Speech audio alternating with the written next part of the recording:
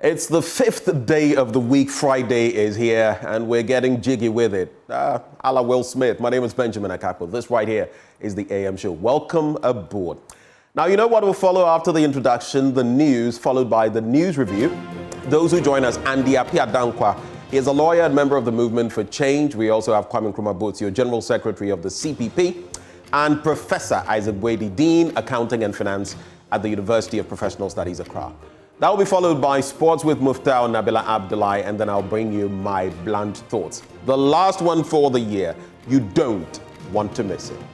Then we get into our big stories, and in the course of the week, we've been throwing the spotlight on different facets of our society. Today, we focus on the fourth estate of the realm, the media, how we have fared this year, how we enhance the quality of an institution that has survived 75 years and counting, at least as far as Ghana is concerned. We'll be bringing you details of that with some luminaries in the sector. Also in our year in review, we're going to be capping it off with the power and petroleum sectors. How have we fared this year? What does it look like going into 2025? And what are the things we should be doing to sustain our power, among others? Well, those are the issues on the chopping board this morning. We'd like to hear from you. Share your thoughts with us. Let's get down to the news up next.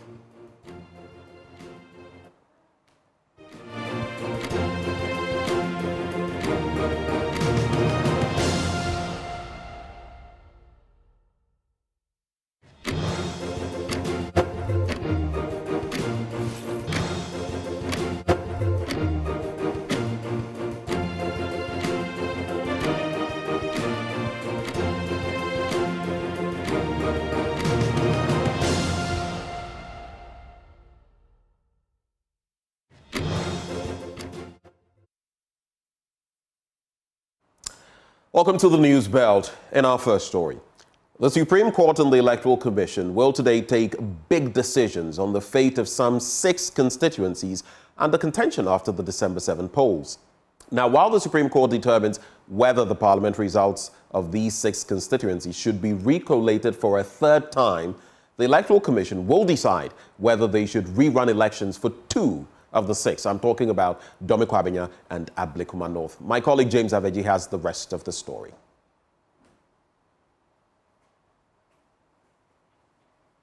Ordered the Electoral Commission and the Ghana Police Service to recollate the parliamentary result of some 6 constituencies brought before it by the New Patriotic Party. The constituencies were Tema Central, Nsawame Dwejiri, Ablekuma North, Afuano North, Techiman South, and Okaikwe Central. The NPP argued that the collation and declaration in these constituencies were unlawful. Hours after the High Court order, the National Democratic Congress (NDC) filed a countersuit at the Supreme Court seeking to prevent the EC from doing the recollation. I can confirm that we have invoked the supervisory jurisdiction of the Supreme Court relative to the orders made by the High Court this morning, and also applied for an order to stay the execution of the orders against the ICP and then the EC. I can also say that we have duly filed and served it on the IGP, who is supposed to provide security for those exercises. That I can confirm. The EC, however, went ahead to recollate the 6 constituencies in addition to 3 others, Ahafuano Southwest, Dome-Kwabenya, and Obuasi East the following day. Here is the EC's justification. I must tell you that we do not have any knowledge of such a petition. You have not been served? No, we have not been served. As at now, we are not being served. But Dome-Kwabenya and Ablekuma North eventually had to be suspended because the commission did not have pink sheets of the outstanding police stations in contention. The EC at an emergency IPAC meeting Tuesday night appealed to the political parties for help. Same way as was Dome-Kwabenya was attacked, the collision center at Ablekuma North was also attacked. And so the EC has asked parties to furnish them with the data we have by Friday. So we still interrogate. If we cannot all get the originals, that is the carbon copies, hard copies, your guess is as we have to go for a rerun. It's a simple and short matter. Kode also believes the EC must consider a rerun of the elections. If the EC gets to a point where they might not be able to get anything and the two parties are also not agreeing, then probably there has to be a rerun for these constituencies. Today, two big decisions will have to be made. The position of the Supreme Court on the already recollated results of the 6 constituencies and the final verdict of the Electoral Commission on the Kwabenya and Ablekuma North. The nation anticipates. Now, Vice Chancellor's Ghana, the Association of University Heads across the country, is calling for urgent dialogue to address what it believes is a looming disruption to the tertiary educational calendar due to delays in the release of the 2024 WASSCE results. They warn that the delays could also impact the quality of education and students' finances. Let's hear from the Executive Secretary of Vice Chancellor's Ghana, Dr. Senak Baglo-Freku. For their first years to come in January, second, third week, and so on. If the results are not released on time, it means that the admission process itself will also delay. The admission process doesn't take a day or two to do. Granted that they will have the data and everything, and when the results are released, then they will try to assign students to the program and then have the admission process. But then the students will have to go to the bank, pay their fees coming. That also takes some processes. So by the time the results, now that the results, we are not even sure that the results will come in December because of the breakdown in their machines. And it means we are going into January. It means that first year students may not even be able to come in January because right now there is uncertainty regarding when the results will be released. So that means that the universities will have to keep pushing the academic calendars, forward and forward, and that holds implications for a lot of things. What will be the implication as you mentioned? Everything you can imagine. It means they have to re-strategize, replan the academic calendar for their first year. It's a 13-week calendar per semester. If the students come in February and school is supposed to vacate in the next 3 months or so, they will not have the full complement of the teaching and learning process. It means that once the universities are re-strategizing and restructuring, it holds financial implications as well. It holds financial implications for the parents. It holds financial implications for the students as well. Because parents will have to be looking for accommodation and all these things to be able to get their students their wards to stay in school. So it's a complex problem. It's a tedious one for the university. Constant restructuring and replanning is a major work in itself. And we know that the universities are, a number of them are quite exasperated at this point. But I'm sure that they will always find a way around it when the time comes. What will Vice Chancellor Ghana recommend is done immediately to try and minimize the impact of this on students and the universities? I think we need to have some discussions regarding the way forward. There must be some specificity on when the results will come out, and then the universities can replan, reorganize themselves. But this one, it will come on the 29th. Now it won't even come on the 29th because our machines are broken. So what is the definite date of when the results will be released? We need to have some discussion. Universities must have some idea regarding when exactly the results will be released so that they can, reorganize themselves for the admission process to occur. Now, I believe you know that continuing students are in school. And so the gap between the continuing students and the first year students shouldn't be that wide. It means that there will be no vacation, there will be no rest period for faculty because even when continuing students are vacating, first year students are continuing the process and so on. And that holds implications for quality.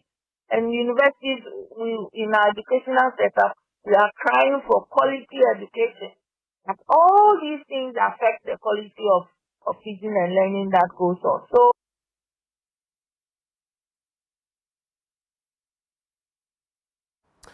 from education, let's talk employment. No jobs, no source of income, and retirement benefits still hanging. That is the current state of the Metropolitan, Municipal and District Chief Executives who served under the government's first term. The over 120 former MMDCEs who served between 2016 and 2020 say they are yet to receive their full end-of-service benefits after retiring from office 4 years ago. The convener of the group and former DCE for Akachi South, Leonelson Ajidogan, explained the current state of their members, appealing to the incoming government to intervene. When the transition team was inaugurated, we wrote to the team, reminding the government about the outstanding benefit and also drawing the attention of the new government to the existence of this outstanding end-of-service benefit. So far, we have not heard anything from the team. How many former MMDCs are we talking about? Well, 134. But unfortunately, 6 died, leaving 1. What's the current state of you, the former MMDCs now? Oh, currently, we are not employed. We are not employed. And those who ask for clearance to be integrated back into the teaching service to also could not have this opportunity.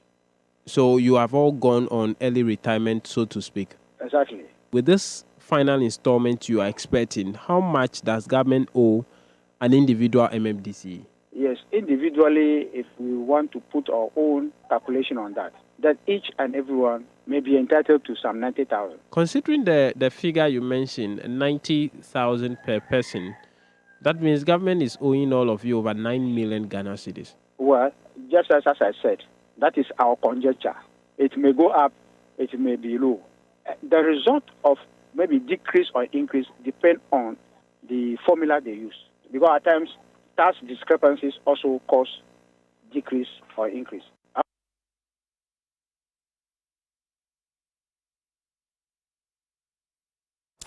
Now, the National Road Safety Authority is asking passengers during the Yuletide to speak out if the driver is not adhering to road safety regulations. Speaking at an Arrive Alive campaign in the Central and Western regions, Western Regional Head of the National Road Safety Authority, Victor Kojo-Bilson, entreated passengers to see their relationship with the drivers as a contract and ensure that the drivers stuck to the terms of the contract by ensuring they arrived alive. There's more in this report by Abdallah Usman. The National Road Safety Authority and other stakeholders in the road safety space have been busy this Yuletide, ensuring that the actors in the space play their part to reduce road crashes. As part of the authority's Arrive Alive campaign, the Western Regional Head of the National Road Safety Authority, Victor Kojo-Bilson, is urging passengers to play their part in putting drivers on their toes. So Operation Comply is coming in to complement the first pillar under the Stay Alive road safety campaign. That is, drivers in particular sticking or adhering to the posted speed limit on our roads. And pedestrians also playing their part, because as pedestrians we are all part of the driving process until we get to our final destination. So we are also empowering them to speak up and not just be on board for being on board sake, because you have a contract with the driver to take you to your final destination. So you try to keep the driver on his or her toes to probably go below the posted speed limit. It's not necessarily going up to that speed limit, but even the law provides for drivers to go below the posted limits, speed limits when the weather conditions are not favorable. That is to save lives on our roads. It is not necessarily to delay you. It's not about how fast we go. It's about how safe we keep ourselves on our roads. Central Regional Head of the National Road Safety Authority, Linda Afute Annan, shared some of the statistics of road crashes and advised the various stakeholders to see road safety as a shared responsibility. When you look at the casualty level, we have recorded 151,576 injuries in 2024 as at the end of November, as against 1,721 in 2023, which is about 8% reduction. However, when it comes to the people who are dying on the road, we have recorded November 2024 as against 171 in 2023. Head of the National Insurance Commission for the Central Region, Nicolene Nanaye-Yeduamo, underscored the need for passengers to think about their safety and compensation packages before they board any vehicle. How we arrive is very critical. Now, when it comes to road safety, there are a lot of things that come to place. The vehicle you are going to sit in, from insurance and the regulator's point, what we are saying is that sit in a vehicle that has insurance. If you're not setting of the insurance of the vehicle, it's just a matter of dialing the short code that we came up with 4 years ago, *920*57#. You will get a prompt, and then you are directed to follow the prompt to get to know the validity of the insurance of the car you're going to sit in. It is the expectation of the National Road Safety Authority that the country won't record many road crashes during this period. Abdallah Osman's report read to you.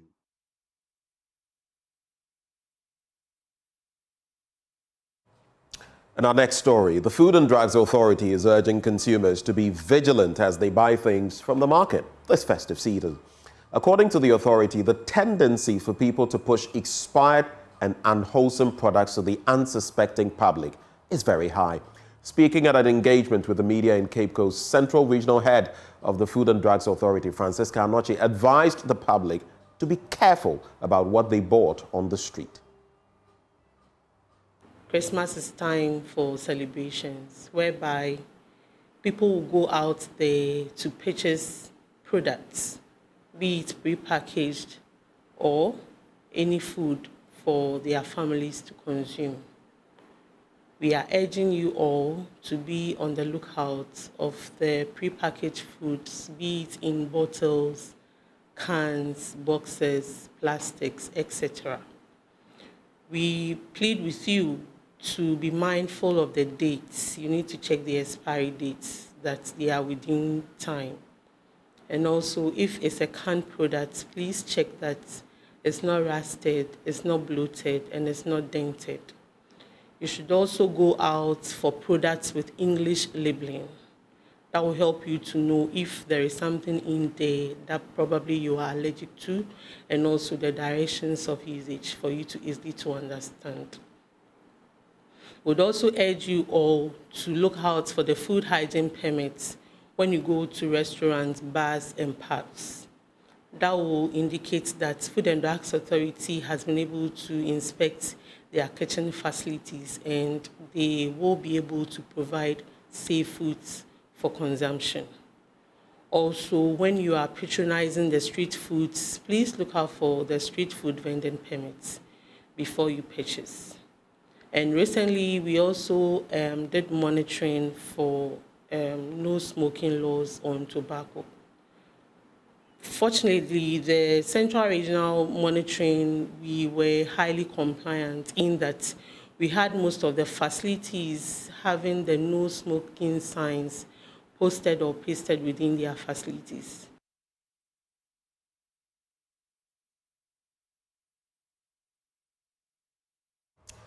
Principal of the McCoy College of Education, Reverend Father Peter Paul Iyeletuo, has admonished the newly trained teachers in the country to accept posting to areas their services will be mostly needed.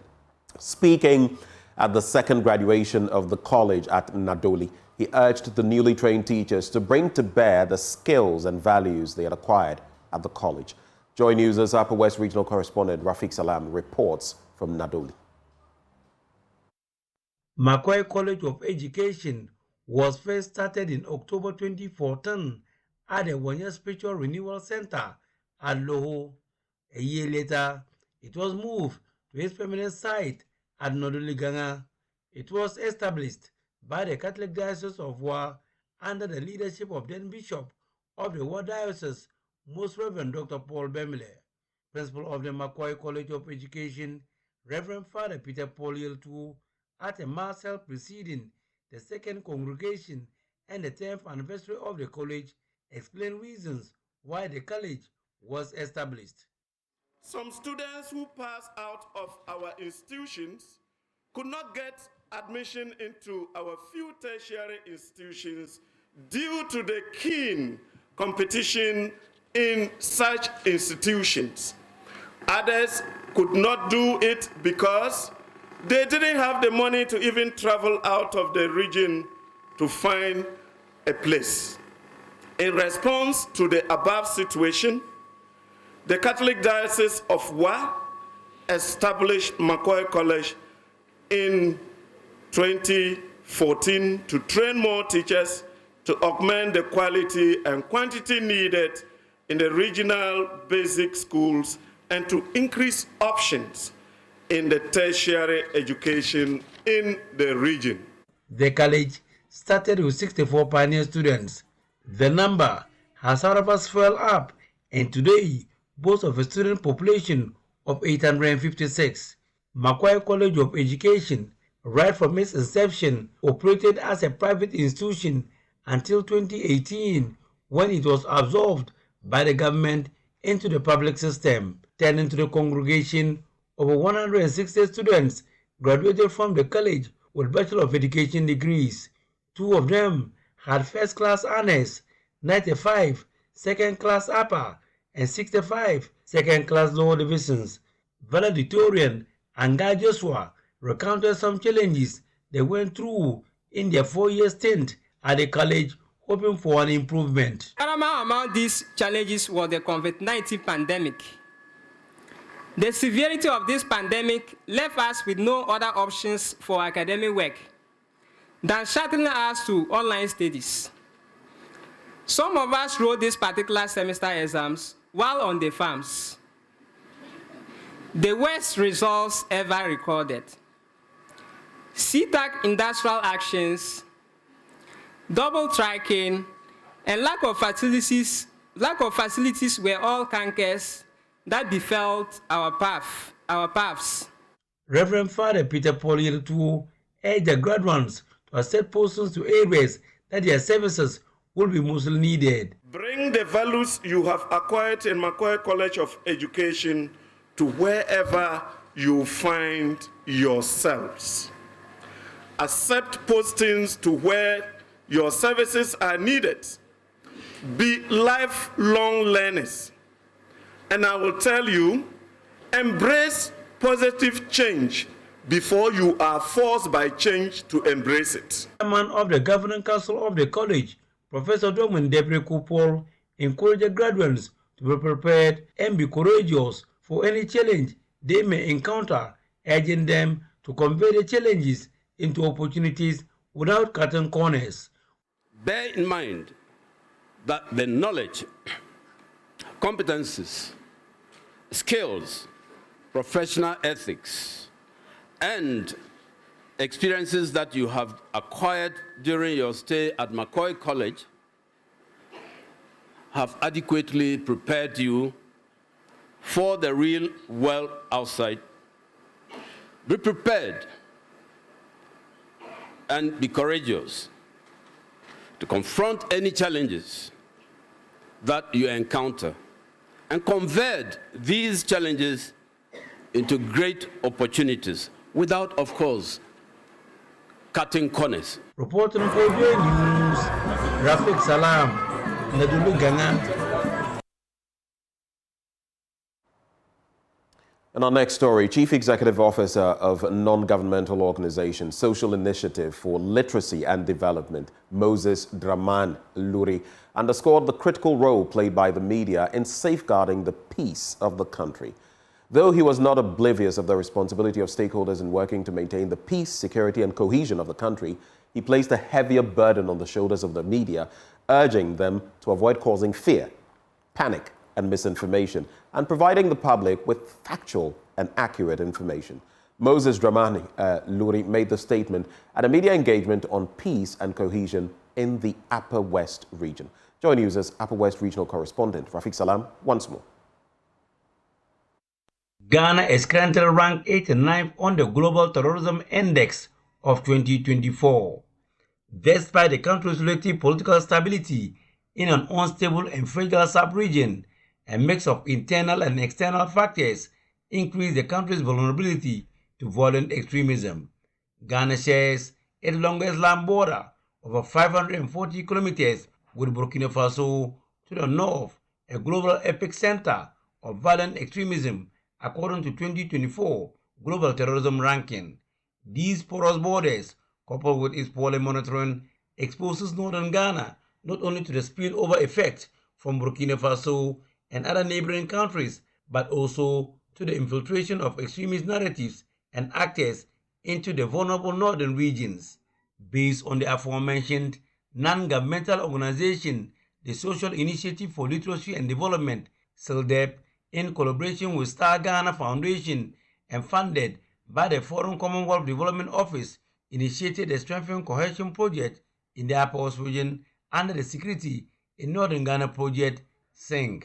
The aim of the project, according to the Chief Executive Officer of SILDEP, Moses Dramani Luri, is to enhance cohesion and resilience through the implementation of community policing initiatives, community and violence response team, CAT, inter-ethnic dialogues, and development of effective early warning and response mechanisms.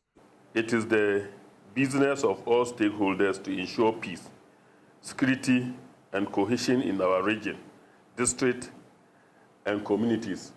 And terrorism breaks down all these efforts. Though he considered it is the responsibility of all stakeholders to ensure peace and cohesion, he however placed much of the burden on the shoulders of the media. Their living conditions is key. It is everyone's duty to ensure peace, security, and combating terrorism, but that of the media is so crucial in setting the agenda, avoiding fear and panic, and information, but also providing factual and accurate information and avoiding misinformation. The project is being implemented in 6 communities in the Sisal East Municipality and Sisal West District. Antoinette Conche is the SILDEP project officer for strengthening cohesion, and she threw further light on the project. To strengthen the robust and sustainable community policing using the CATs, these CATs are trained community volunteers who do monitoring around their communities to effectively collaborate with security agencies to address insecurity and prevent infiltration by violent extremist organizations in the selected border communities. So in Sisala East, we have Bogbele, we have Kasana, and we have Kasampuri. In Sisala West, we have Jetong, we have Sobele, and we have Puzini. Spreading peace through airwaves, a monthly radio sensitization will be carried out, and countering violent extremism through a 1-minute radio jingle. Some of the participants shared their thoughts on what should be done to improve social cohesion in the region. There was an adage that if you marry to a Fulbe as a man, you go poor, or even you die when you sleep with a Fulbe. There's a need for us to use our media houses to let people know the need for us to integrate when it comes to marriages, promoting social gatherings, not discriminate among ourselves. We should know that everybody is a human being. Once you are breathing, you are a human being, and you have equal opportunity to societal resources and the need for you to utilize them. Today we are running second lady. Who is she? It's because she got married to other tribe that she got the opportunity to be the second lady of what? Ghana, right? Yes. So if we encourage this intermarriage, then let's also forget about this poor thing. But we have other people who are poor and they did not marry fully, right? Yeah. And now others are using this opportunity to be deceiving the Fulbe ladies. Please, let's promote intermarriage. Just like the cited example here, the Fulbe chief who married the community he settled, their daughter. So where will he go? Will he cause harm to this community? Reporting for J News, Rafiq Salam. Wow.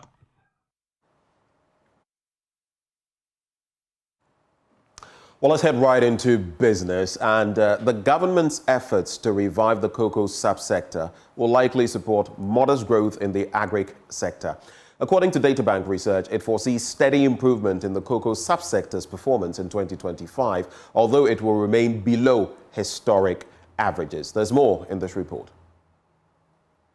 This enhancement is expected to support growth in the agricultural sector in the near term as the government enhances efforts to incentivize cocoa farmers through stimulus packages such as free tertiary education for their children and increases in the farm gate price of cocoa. It believes these initiatives will help reduce cocoa smuggling in the face of competitive prices from Côte d'Ivoire and Togo. Nevertheless, despite the government's commitment to addressing climate-related challenges, particularly the dry spells in the north, constrained financing and shifting power dynamics may delay crucial interventions. This will result in sluggish growth in the agricultural sector, averaging around 3.1% for 2025.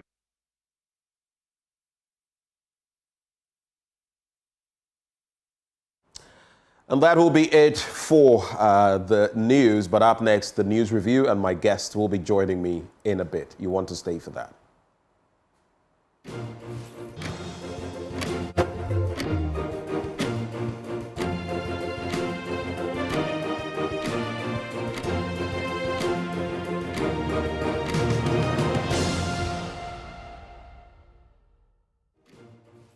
Welcome back to the AM show. Time now for us to get into the news review. But before we do, it is Christmas. It's that season. And we're bringing you the most epic deals of the year. So guess what? Get the best prices on premium brands like Samsung, LG, TCL, HP, Lenovo, Dell, Midea, NASCO, Tecno, Infinix, itel, and many more. If you're thinking of laptops, desktops, printers, TVs, air conditioners, fridges, home theaters, mobile phones, CCTV, and many more, well, there's one place to go. It's called CompuGhana. You get to win instant gifts and cash prizes up to 2,000 Ghana cedis just for answering a question. Hey, this December at CompuGhana, I had online. So just visit your nearest CompuGhana branch nationwide or shop online at www.compughana.com. You can call them on 0302 752 020, 0302 752 020 for your inquiries. Merry Christmas from all of us at CompuGhana. But let's come into the studio now and joining the conversation, Andy Apiadankwa, lawyer, member, Movement for Change, joins the conversation. We also have Kwame Nkrumah Botsio, General Secretary of the CPP. In a bit, we'll have our final guest join the conversation. Gentlemen, good morning. Good morning. This is a solid team. Is it team or team? We were cracking a bit of a joke here before we came on. We were being mischievous. Anyway, gentlemen, good to have you. I see all of you do well. All of you from the Movement for Change. You affafrantize a bit. You always look for some affafranto linkages. Yeah. Something to show us a little, what do I say? A little yellow hair. Or a shade of yellow. A shade of yellow or curry or something. Yeah. You guys are doing well. You're doing well. Kwame Nkrumah. Yes, my brother. Come to think of it, you bear the name of, the first Prime Minister, first President from right here. That's true. How did you come by that name? Today I'm going to inquire. I came with mischief. Kwame Nkrumah was my grandfather's close friend, Kojo Botsio. So when I was born, I'm the first grandchild. The family insisted I should be named after him. And he said no, he's going to name his first grandchild after his best friend, Kwame Nkrumah. There was a lot of family back and forth, but he had his way. He had his way, and that is how I came about the name Kwame Nkrumah. Wow. Have you told this story anywhere before? A few places. A few places. Yes. That's interesting. Anyway, well, let's get right into it like we usually do. Any thoughts on your mind before we get into other matters? Andy? So let me take this opportunity to wish your viewers a good morning and a Merry Christmas. I'm always excited to be in my brother Kwame Nkrumah's company, and always a privilege to be because you like mischief, so we do. When you come in my company, you like it. Oh yeah, certainly. That's a we'll certainly flock together. Yeah, so we are still in the Christmas season, and this season is special because of what it represents. Christmas represents, in my opinion, one of the greatest things, in fact, indeed, the greatest thing ever done for mankind, when God himself came in the form of man to come and pay the price so that we may gain salvation. And so Christmas essentially represents restoration, when God himself decided to pay the price so that he could restore the original relationship that existed between God himself and man. For us as a country, in this spirit of restoration, that as we enter into 2025, after an epic election, that there will be a restoration of the vision for which Ghana was founded by Osagyefo himself. You understand? That will be a country where, in spite of the fact that we constitute an amalgamation of different nations, we place that second and put the Ghana agenda first.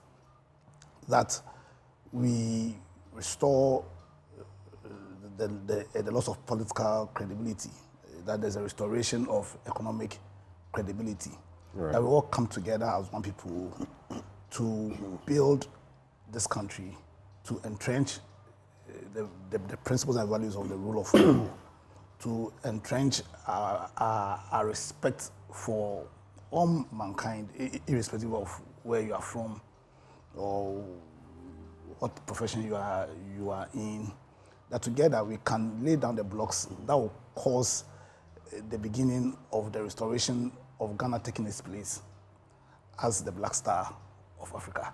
And I think for me, that's the message that I want to give to our fellow Ghanaians, that we should all come together and put our partisan consideration aside. I know John Mama says reset, and that reset is essentially a reset for Ghana, you understand? And that reset represents a restoration of all what I'm talking about, that we all come together as one people and support him to succeed as president, because when he succeeds, Ghana succeeds, and we all succeed. Well, Merry Christmas once again to everybody. Merry Christmas to you too.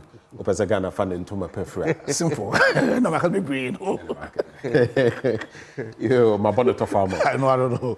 Go. You know when he started with For God So Loved the World, I think I remember that you were SU House rep. Yeah. Yes. When we were in school.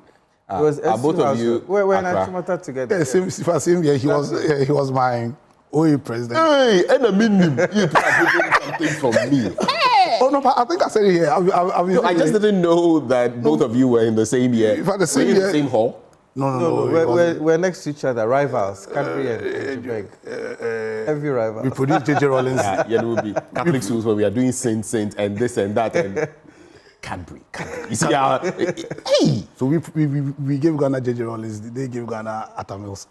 I see. And then we were both mates at the law school, so I think you should. Yes. That's interesting. We've been together for a long time. Yeah. Since 1995. Yeah, since 1995. So going on 30 years. Yeah, 30 years. 30 years. Whole generation. January. Yeah. Whole generation. Since January 1995. Yeah. We've been together for 30 years. But just, when you spoke about, my apologies, the Christmas bid, reminded me of a song and even something we say, he paid the debt he did not owe. Yeah. We owed the debt we could not pay. Wow. It's an interesting, you reminded me of that song. It's been a while. It came to mind because of what he said. Yeah. So in the same, it's strange, but I was also coming by the same tangent that for God so loved the world, Christmas is about giving, that he gave his only son. And if you juxtapose it with the recent election, the same passion with which we gave our vote to our parties, we should use the same passion to reach out to our needy neighbors, the orphans, the widows. The word says that true religion is to reach out to the widows and the orphans and even the prisoners. For all you know, your neighbor has not had a meal. You have some used clothes, new clothes. Donate it nearest orphanage before you resume work and you are too busy to do so. Between today and the end of the year, try and do that. And as I land out, another thing on my mind is the law passed by by His Excellency Nana Addo Dankwa Akufo-Addo, opening the borders to all Africans. I think it is one of the things that... I think making Ghana visa-free. Visa-free, yes. I think it's a step in the right direction. I know a lot of people have expressed some misgivings about crime rates and all that, but these are our brothers. I believe His Excellency John Mahama, he's competent and capable enough to put in the various structures to make sure that our brothers can dwell with us in unity. It's a step in the right direction. It has always been the world against Africa. It's a good thing for us to team up. We put things in place in order to be a force to reckon with from 2025 onwards. That's what I have for today.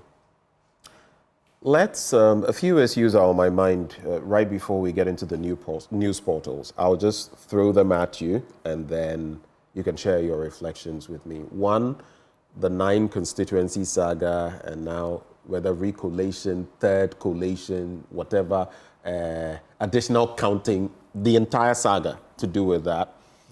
The other one has to do with the New Patriotic Party and how the party has addressed its defeat. I've heard so many things. The last one I heard was that, oh, the NDC rigged the election. And I when I heard that one,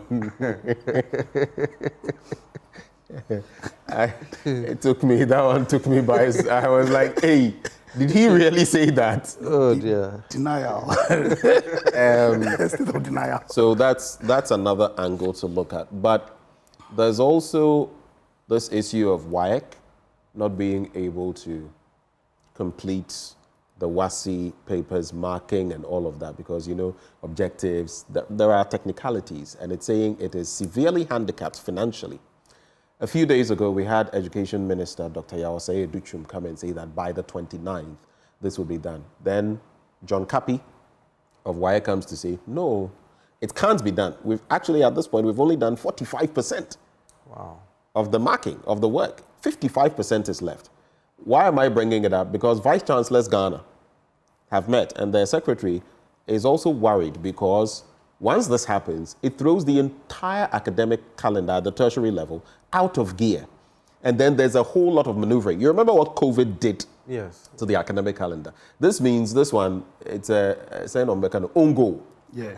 We have literally, that is the other issue. What are your thoughts on these 3 matters? I'll start with you. Yeah, so I think the first issue was on the collation, recollation, and all the shenanigans.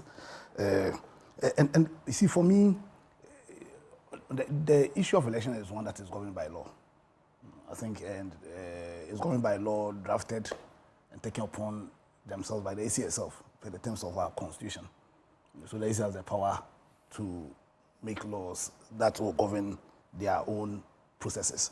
I think in this issue, the law that governs is CI 127.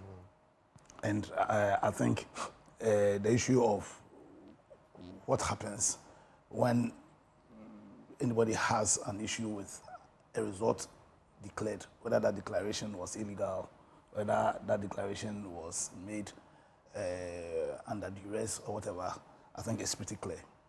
You understand? And so I must say that not only was I taken aback by all the issues that have arisen concerning this issue of the purported recollation after the declaration, but then its impact on the integrity and how we perceive our EC. Because I think if there's, as in when we do a postmortem of the governorship of Nana Addo, one issue that I think we must not lose sight of is his impact on the integrity of the EC, or the perception of Ghanaians about the ability of the EC to deliver elections which are not only free and fair, but which will be perceived to be free and fair when he appointed people who were perceived to be MPP members onto the EC. And so the feedback from everything that is happening is this is not a case of the New Patriotic Party attempting to steal certain seats from the NDC. Also, I was also pretty shocked at the decision of the High Court on the mandamus issue, both in terms of the procedure and also the substance itself. Because if there's one abiding principle of our system of law is the need for or respect for the principle of natural justice. Natural justice, yeah. And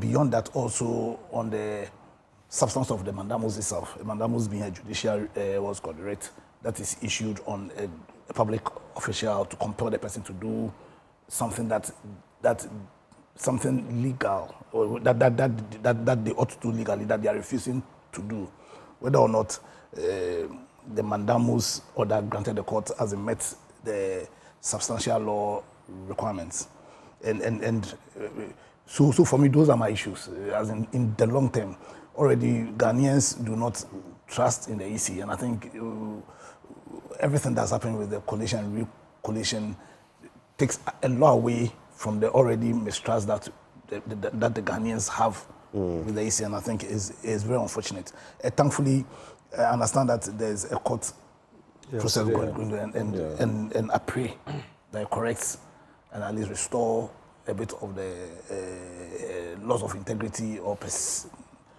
the negative perception we have concerning the EC, and to a large extent the judiciary itself. On the issue of the MPP, I think they all need to be honest enough. There's something that has always worried me. But rigging is rather, it's almost like, it's like saying, oh, you didn't sleep well yesterday, and it's because aliens came and they were haunting you in your dreams. Or is it a case that quite a stretch? Or is it a case that when they win elections, they rig, they do so because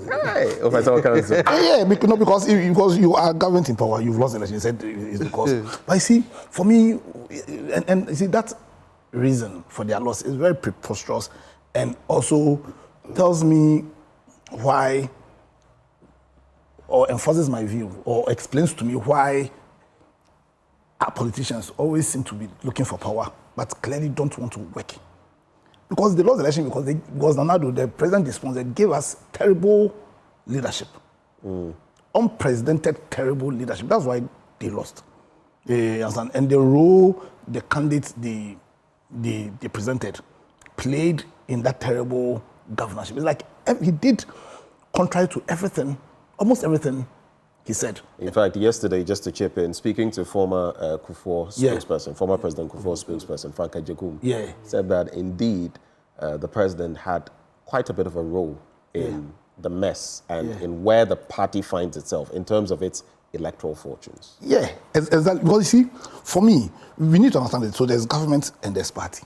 So there's a role a party plays. The party decides to sponsor a candidate, believing that that candidate who belongs to their party is going to give governorship or leadership that aligns to their values, their principles. You understand? Now, they sponsored Nanado. Nanado came and delivered a leadership that was adverse to the values and principles of the MPP. And the party sat down aloof and allowed this to happen to Ghana. You understand? Secondly, what kind of environment or ecosystem did the party themselves create to allow somebody like Nanado, who in terms of the leadership he granted us, you understand, showed us that his principles, his values did not align to the party's values. And then after this has resulted in a calamity, the fact that the MPP didn't have the courage, the MPP as a political party did not have the courage to speak out when clearly the president they sponsored was granting a leadership which in all forms and shapes was adverse to their own values and principles. And would then come back and have the cockroach audacity to tell Ghanaians that... Cockroach audacity? Yeah, cockroach audacity. You understand? To tell us, because you see, it's essentially what they did with Nanado was that they gave Ghanaians a check. They gave us a number of checks. Give us the check of political, or of good governance. Right. That, you see, we are presenting Nanado to you. Vote for him and take this check. Take this check to the Bank of Good Governance. Right. We took the check to the Bank of Good Governance and it was a Dutch check. You were bounced. We were bounced big time. He said, take this check to a prudent financial management. We took that check. He said, vote for Nanado. Nanado himself referred us to Bawumia. You understand? He indeed gave us the principle of the Hattarization of the city. City na Hatta. The Hattarization of the city. But the Bawumia, and we also, right now it's over around 6. When he said that, it was about 2 cities. 3. Right now it's about 16, 15 cities. So we took the check of prudent financial management to the bank. It was bounced once again. He said when he comes in, he put his presidency on the line concerning his management of our environment, the Galamsey Menace. We took that check to the Bank of Environmental Protection. That check also bounced. And so when the MPP presented to us Dr. Bawumia, we remembered that check. You understand? And you see, remember that check, and we gave them a gap. We gave Dr. Bawumia a gap. Now the MPP will be doing them. He did call for a gap. And we gave him a gap, a negative gap. But Ghanaians did not give him the gap he wanted. He wanted a gap in the reverse position. But Ghanaians decided to do otherwise. I'm sure when he was talking about a gap, he was thinking about maybe 50%, 47%. I'm sure that was what he was thinking about. We've given a gap that's taking him to the 30s. You see, the point is, the MPP will be doing themselves a massive disservice if in their postmortem of what we rejected the candidate they presented to us, they fail to think or accept the terrible or calamitous leadership the candidate they gave us in 2016 granted us. Because at the bottom of everything is Ghanaians telling them that, listen, Nanado failed. He failed as a leader, and we do not trust in the ability of your party to present to us a leader who represents our collective values as Ghanaians. So secondly, and this is just to round up, you see, the party itself has a character. That character has been altered radically by Nanado. You see, the party had a character which flowed from their values and principles of a firm belief in the values and principles of liberal democracy. That character has been altered. Right now, the MPP as it stands now is flawed by the character of Machiavellianism, which simply says that That's not a bit strong, in fact, it's very mild. Machiavellianism is used in a very derogatory sense. Yes, and that is exactly how that is exactly the kind of message I want to send. Because you see, for them, for Nanado, is the end justifies the means, and unfortunately for them, the end is power. But in politics, power isn't the end. Power is supposed to be the beginning, because we grant you power so you can serve. Okay. You understand? But for them, power is the end. So when they had the power, what did they do with that power? They didn't use the power to serve Ghanaians. Okay. They used the power to advance their parochial interest. Right. And unless they take steps to alter that character and cause a restoration to the original MPP, to factory setting, to an MPP that was the embodiment of the values and principles of liberal democracy, then I can assure them that the 30-something% that they will get, if they don't take care, the next election it will be going into the 20s. You understand? They need to be honest. Okay. They need to have a proper introspection and correct the things they did that enabled this calamitous leadership in the first place. Parliament Nkrumah, yes. I want us to also not forget the WAEC issue. Yes. And maybe if later you want to come to it, you can do that. But when he said that the party must reset itself, that is the MPP, yes. I said, okay, so someone says he's resetting Ghana. And in another way, someone too has to reset the party. But quick thought, do you think while everybody is entitled to his or her opinion, and of course, I've always said that for Kufuor, yes, there were things that happened under his regime I did not like, but I still hold him high as one of our best leaders in the Fourth Republic. Do you think it was a mistake to throw his support behind Bawumia? I don't think so. I do not think so. I honestly believe that Bawumia is a gentleman in his own right, accomplished at the Bank of Ghana. However, this particular election, it was quite obvious getting close to the end that it was going to lose. At a point, I honestly thought it would go for a second round, and that second round, NDC would win. I didn't think it would be such a massive loss. So his loss has more to do with the acts of the government itself regarding galamsey, regarding corruption, regarding a lot of other acts of a government he was a part of, especially if you want to look at the economy. It's true. It's true. It's true. And we as politicians, we always have to advise ourselves not to toe the party line too much. You know, at a point, your hands seem to be tied, because if he had spoken out against some of these things, because it's obvious nowadays, a trend is that the vice presidents become the president. And I blame him for not speaking up, of course. But I can also I mean, if you stay mute, it's like at weddings. Yeah. Speak up now. Or forever hold your peace. If after they proclaim, you now come and say, oh, you were sitting there, but you now come and say, Charlie. Yeah, so I would put that at his doorstep. I'm sure he saw these things happening. As to whether he had a hand in them or not, I cannot say. I cannot say. But as an objective, as we say in law, as a fly on the wall, I don't know him that much. I mean, I've met him only once or twice in person, but I don't see him as somebody who would encourage those things that went on. But he probably held his peace, because he realized if he had spoken up, he would have probably lost the candidacy.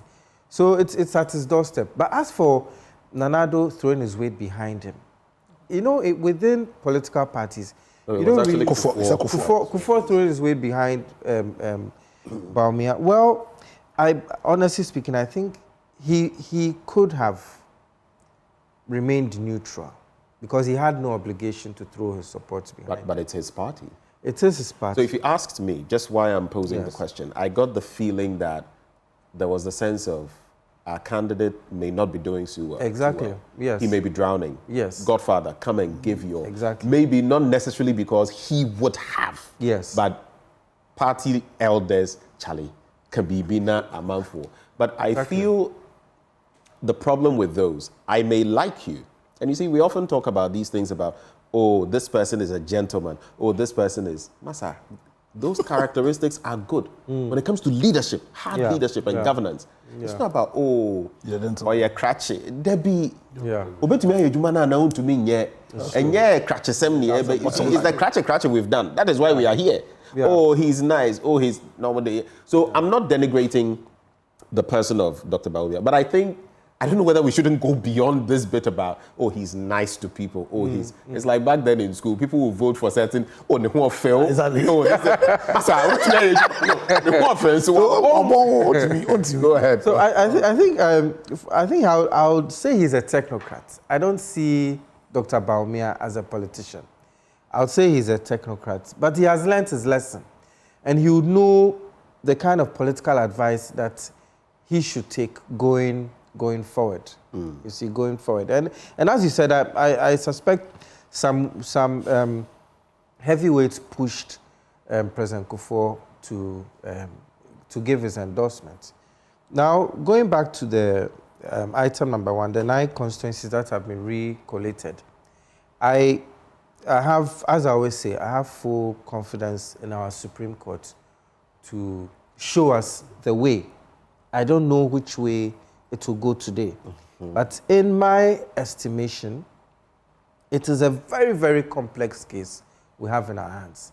Some have asked, was the EC complicit in all this? I would say no. I still stand by the Electoral Commission. I know that there are suspicions that some of them were NPP sympathizers and all that, but with working with Madam Jean Mensah for some years now, I still think that as much as possible, they always do things right. If you look at the court action in the High Court, it is not the EC who took the recollation or the collation issue to the High Court. It was the NPP. And the NPP in that mandamus action is an affected party. Their claim is that it is not a recollation, but a collation, because some of the polling stations were not counted. So the mandamus action is to compel the EC to do the counting. Right. However, the grievous mistake they did there, and which Andrew has alluded to, is that they breached the fundamental law of natural justice, the audio term, the right to a fair hearing. Right. And based on that alone, I believe, I cannot preempt, I believe that NDC's petition in the Supreme Court today may succeed, because that is a fundamental right. There are a few instances where it is waived. In the case of an injunction, you can get an ex parte injunction where you don't serve the other side. But something as fundamental as this. And some are saying the court may be complicit. I don't think so. You know, I've seen some people suggest that it's going to be, if some people are not on the, the panel, then it's going to be this number and the permutations. I'm just watching to see how it goes, so I can sit in my corner and laugh. I always tell people that if the judiciary was meant to get it right all the time, we would not have appellate courts. Exactly. You see, we don't have appellate. They are human. They have their workload. They get it wrong sometimes. But I would not say there's anything untoward happening. But I suspect that it may be reversed. I could get into the technicalities of the whole thing, because it goes against so many other things. As our learned senior lawyer Kwame Kufu also pointed out, the 7 days for the respondent to have responded was not adhered to. I think NDC should have been allowed to join the action and should have been given because it also affects exactly. Them. And then let's quickly look at the WAEC issue and then get onto the news portals. I don't know whether you're going to say anything. Yes. Well, I am personally worried, because what this does, I mean, the turmoil for students, for parents, planning, and the institutions themselves. This is a big problem. Massive problem for them. Not to mention even WAEC itself. And conducting future exams. It's a big problem, and I really feel sorry for the students. I mean, here in our year group, after BC, we had to stay home for a very long time. After SSC too, we had to stay home for a very long time, because if you put it all together, we lost a lot of productive time that we can never forced gap years. Exactly. Forced gap years. After everyone, you take one. Yes. Whereas in the West, it's a choice. You can decide to take a gap year. Over here, it is foisted on you. So it is a huge, huge embarrassment. I honestly don't know how this could have happened. I mean, in these last days, a few things seem to have been going well for the NPP. Maybe just to massage their egos a bit with the increased growth rate. And I hear there's a slight drop in the exchange rate to the dollar. It's also somewhere around 15. Yes, and also the open borders. But this threatens to derail all that. And I believe they are just shy of about 2 weeks to the swearing in. And well, in Ghana, they say we're all magicians. They should try and do something about this. Otherwise, they'll have to forget about even 2032. I mean, if they are not able to, because there's so much that has been against them. If they don't sort this out, then maybe for the next 2-3 elections, they may have to forget about coming to power. And I know you want to delve into the WAEC bit. It has to be very brief, but at the same time, you must feel sorry for the incoming administration, because all these problems they're going to inherit. I may be wrong, but I think the WAEC issue is simply an issue of the government owing WAEC money. Is that the case? It is, but is it that simple? If giving them the funding were that simple, don't you think they would have been given the funds by now? And mind you, do you know why I say it's going to be a big problem? You know, it's not just WAEC. Petroleum sector, oil sector, different. I mean, the number of entities that government owes money, who sometimes will say, we can't do X and Y because government, even look at the banking sector cleanup. The number of entities that said, but you owe me hundreds of millions. If you had paid me what you owe me, I will be solvent. And now you are coming after me that I am insolvent. Exactly. And even beyond that, the 12 billion money they took from people's pockets. So, you see, I know, sometimes you want to be nice to the government, but you must say things as they are. They are massive failure. They're so-called, because at the end of the day, WAEC is supposed to be an independent body, a certification body. Yes, and you come and said free SHS, and your legacy is that you owe WAEC, and because of that, you are going to disrupt the academic calendar once again. So, and we don't have time, but listen, fortunately, we've given them a gap. You understand? I hope His Excellency John Mahama will learn from this. Your job, like you rightly said, is not about that you are handsome. It's not that you are nice. You are supposed to give leadership. That will ensure that you create the right ecosystem where all of our individual ambitions can find itself and thrive within that ecosystem. And clearly, this WAEC issue is one of the numerous evidence about the failure and legacy of Nana Addo as a leader. MyJoyOnline.com. My team was against conceding early in the elections, Dr. Bawumia. I'm sure you followed. I will not get into the story like that because we already know. But he says, you know, at the point where he wanted to concede, people were saying, no, wait till the EC has declared, and that no one has ever done this before. But he said, you know, that there must always be a first time, and to reduce the tension in the country, let me go ahead and do this. That's an interesting bit, because Dr. Omane Boamah of the other side also says, well, he could have conceded earlier. You know, so those are two bits in there. Then Lured for Love, this story I had to get into. Lured for Love, caged for cash. How an 80-year-old American seeking love was kidnapped in Ghana by a Nigerian gang. Hey, wow. So this one, it looks like cross-border, transnational. The signs were clear even at the outset, but blinded by love, 80-year-old Diana failed to see the telltale strappings blinking red over. It's quite an interesting story there. And on Tuesday, December 17, the magistrate court at Adabraka remanded two of the alleged kidnappers into police custody to reappear on January 9, 2025. The police, in the meantime, are on the heels of other suspected gang members. And it's another one of those romance scams. It's become very problematic. The bit I referenced earlier, Akufo-Addo partly to blame for MPP's defeat in 2024 election by Fanke Jakum. I think we've already got into that. Clementa Park says government is unfair to WAEC on the delay to release WAEC results.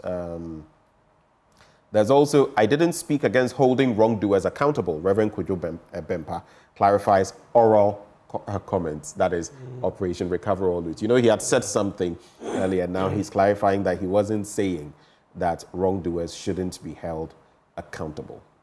Any reflections on these? I think... Let me start with Kwame Nkrumah this time. Yeah. So I will start with the last one about Reverend Kwadwo Bempa. I haven't really followed what he said. But I believe everybody is entitled to come and clarify, because we seem to be in an era where things are taken out of context. And I know that a lot of people are in support of oral, because corruption has really held us back a lot. And it's good he has come back to clarify. And I suppose what he's saying will give more credence to the oral, which is made up of some competent people there, even though I was hoping that there will be a few women with them. And then when we come to Dr. Omane Boamah saying Dr. Bawumia should have. You know, I remember after the declaration of the results at the strong room, I was sitting behind him and I tapped him and I said, Doc, so you see that the auditing of the voters register was not necessary in the end. You see, the position of the CPP throughout was that this auditing is not necessary. And some were questioning why so. But, you know, being a party, a 75-year-old party, the oldest political party in this country, we can see through elections, even though we haven't done so well for some time, to know what is really necessary and what is not. If there had been this auditing, I'm sure we would not even have had this election. It would have opened all kinds of unnecessary kinds of ones. But you do admit there are problems that have to be addressed. And those problems were addressed satisfactorily during the first live telecast of the IPAC meeting, where the EC IT experts took us through, and we're all satisfied. And even though NDC still pressed for the auditing, look at the results that they had. You see, so in that sense, I don't think, how could Dr. Bawumia have conceded earlier? I think he did his best. He conceded at the right time. And even though NDC... I am with you on that page. I feel exactly. Give a man his flowers. Exactly. It's not happened for a leader in the Fourth Republic to do this before the EC declares. So you can say what you may, but at least be charitable. Give him his flowers. See, what he did, I feel, and I spoke about it for days, it was very good. It was top class. Yes. It diffused a lot of tension in the country. By which time, look, the parties knew. They knew what was happening. Exactly. Why would you sit on this powder keg waiting for it to explode? So I feel it's a bit of a low blow. Exactly, and it also puts the writing on the wall to the NDC that yes, you've had a big gap, but don't be complacent. Yeah. Don't be complacent, because leading up to the election, you had it wrong regarding the auditing. The election went in your favor. Right. There are a lot of competent gentlemen there. Keep your eye on the ball. Don't let the victory get into your head. Don't be intimidating people, going for keys from public toilets and all that. Do things differently. Both NPP and NDC have done things in a way that has reduced them to somewhat of maybe supporting football teams. Right. Go beyond that, and Ghanaians will back you so that you make us proud. Okay, I see. Ghana for you. Someone sends me a message, and on the back of what you said, he says, Nanado has turned NPP to Osonon Ketinketi. Is there any Osono which is... I think the Indian elephant.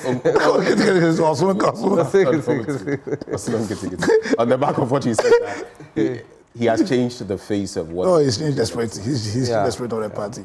But any reflections on these as we get ready to wind? I think you were both spot on. I think Ghanaians need to commend His Excellency Dr. Bawumia for his concession, and I think it was pretty quick. It was very, very quick, and it's unprecedented. And I think when the 2024 election is remembered, especially at the presidential level, that act of selflessness, of class, of diplomacy, and of statesmanship will always be remembered. But even of honesty. I think one of the biggest criticism on Dr. Bawumia is the fact that people claim that he is not honest. But I think it's also an act of honesty. That listen, we have our results. We don't need this, and I think it will bode him well. If he was looking into the future, I think it's the right decision he made, and I think Ghanaians won't forget what he did. On the issue of the oral, I think I have a different view. I know majority of people are excited. I think that will be the final bit as we... So I'm excited in terms of the principle that, listen, if there has been loots, and we all believe there have been loots, then they must be recovered and people must be held accountable. But I think it must be done well. And it will be done well if we allow the institutions that our laws have created, you understand, to undertake these duties, to work instead of creating parallel institutions. We've done that one too many. The Galamsey issue, there was a parallel what's called institution. We have Yoko, we have OSP, we have the CID. Let's strengthen those institutions to undertake this job of fighting corruption. It's not an excuse in the fight against corruption. It's not an excuse in a pursuit to recover properties of Ghana that has been looted by creating parallel institutions which are not backed by law. Yes, but at the end of the day, for us to deliver the kind of leadership that will benefit all of us, then it must be by People have said that this will be something that every transition has to sort of prepare the way for. The question then is, the institutions that are supposed to act on these things, are they acting? You see, that's where the problem is. So I agree with you, don't create parallel institutions, but how do we fuse maybe the transitional work of oral into the mainstream rather than create another entity on its own to deal with some entities? Some have called for legislation to legalize oral and all that. I mean, there are so many ideas, but I think in the end, all we want is the tide of corruption to be stemmed and the matters to be dealt with. Simple. Case Yamutu. Yamutu, Simple. Simple. This one says, Mr. Host, my name is Benjamin. On the 9th December 2016, President Mahama conceded before the EC boss Charlotte Osei declared the results. Does any of you? I honestly don't fully recall. I do know that he conceded some few hours, and the tension was. But I don't know whether it was technically before. Honestly, I stand corrected on this one. I don't remember all of it, so I may have to go back into that. But thank you, gentlemen, for joining the conversation. It's been great having you joining the conversation. We had Kwame Nkrumah Botsio, General Secretary of the CPP, joining the conversation. We also had Andy Apiadankwa, lawyer and member, Movement for Change, joining the conversation. Ni Lamle Lamte, you just sent a message, but you took it off. I think he was saying he was commending Kwame Nkrumah Botsio. Well, that's how we are capping off the news review this morning. I'll be telling you a bit more about Siru clothing, and this gentleman always makes me look very, very good on Fridays. I'm talking about Siru Africa. If you love what you're seeing, it's time for you to call that gentleman and order from him. The number to call is 0557 029 138. 0557 029 138. On social media at Siru, SIRU-Africa on Facebook, Instagram, and Pinterest. Now, after we serve you sports with Muftau Nabila Abdullahi, I'll be serving you my blunt thoughts, the final one for the year. And it's titled Political Misdiagnosis, Financial Paralysis, and Intellectual Necrosis. The circus we've turned governance into. You want to stay for that. Sports is up next.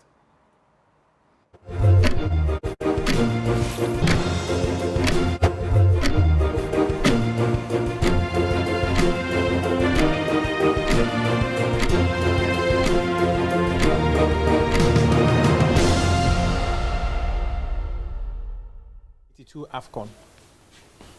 That was the AFCON, the last AFCON we went and we won.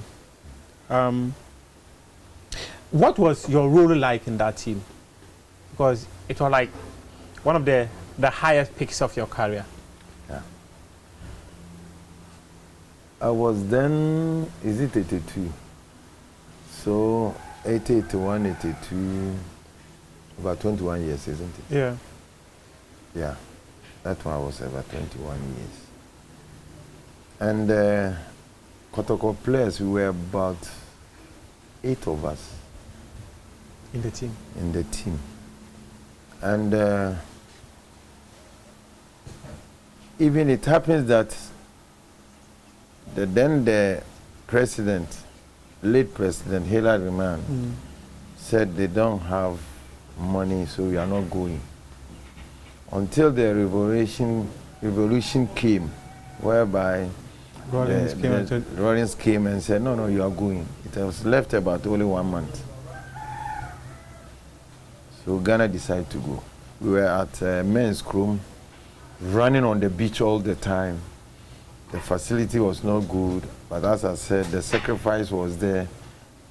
During the national colors was also, it's not about now people want to go to professional, but the years where everyone wants to be in the national team. It's the stepping stone. Your club is a stepping stone to the national team. We were training very, very, very hard. But the sacrifice was too much. Sometimes food to eat was also difficult. Really? Oh.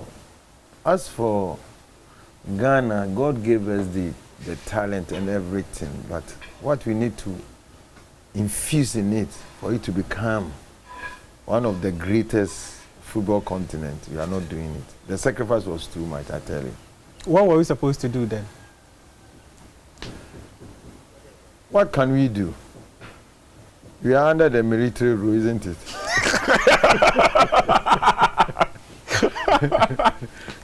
So do you want to die premature? When they command, you go. We go. We go. So we went to Libya as underdogs.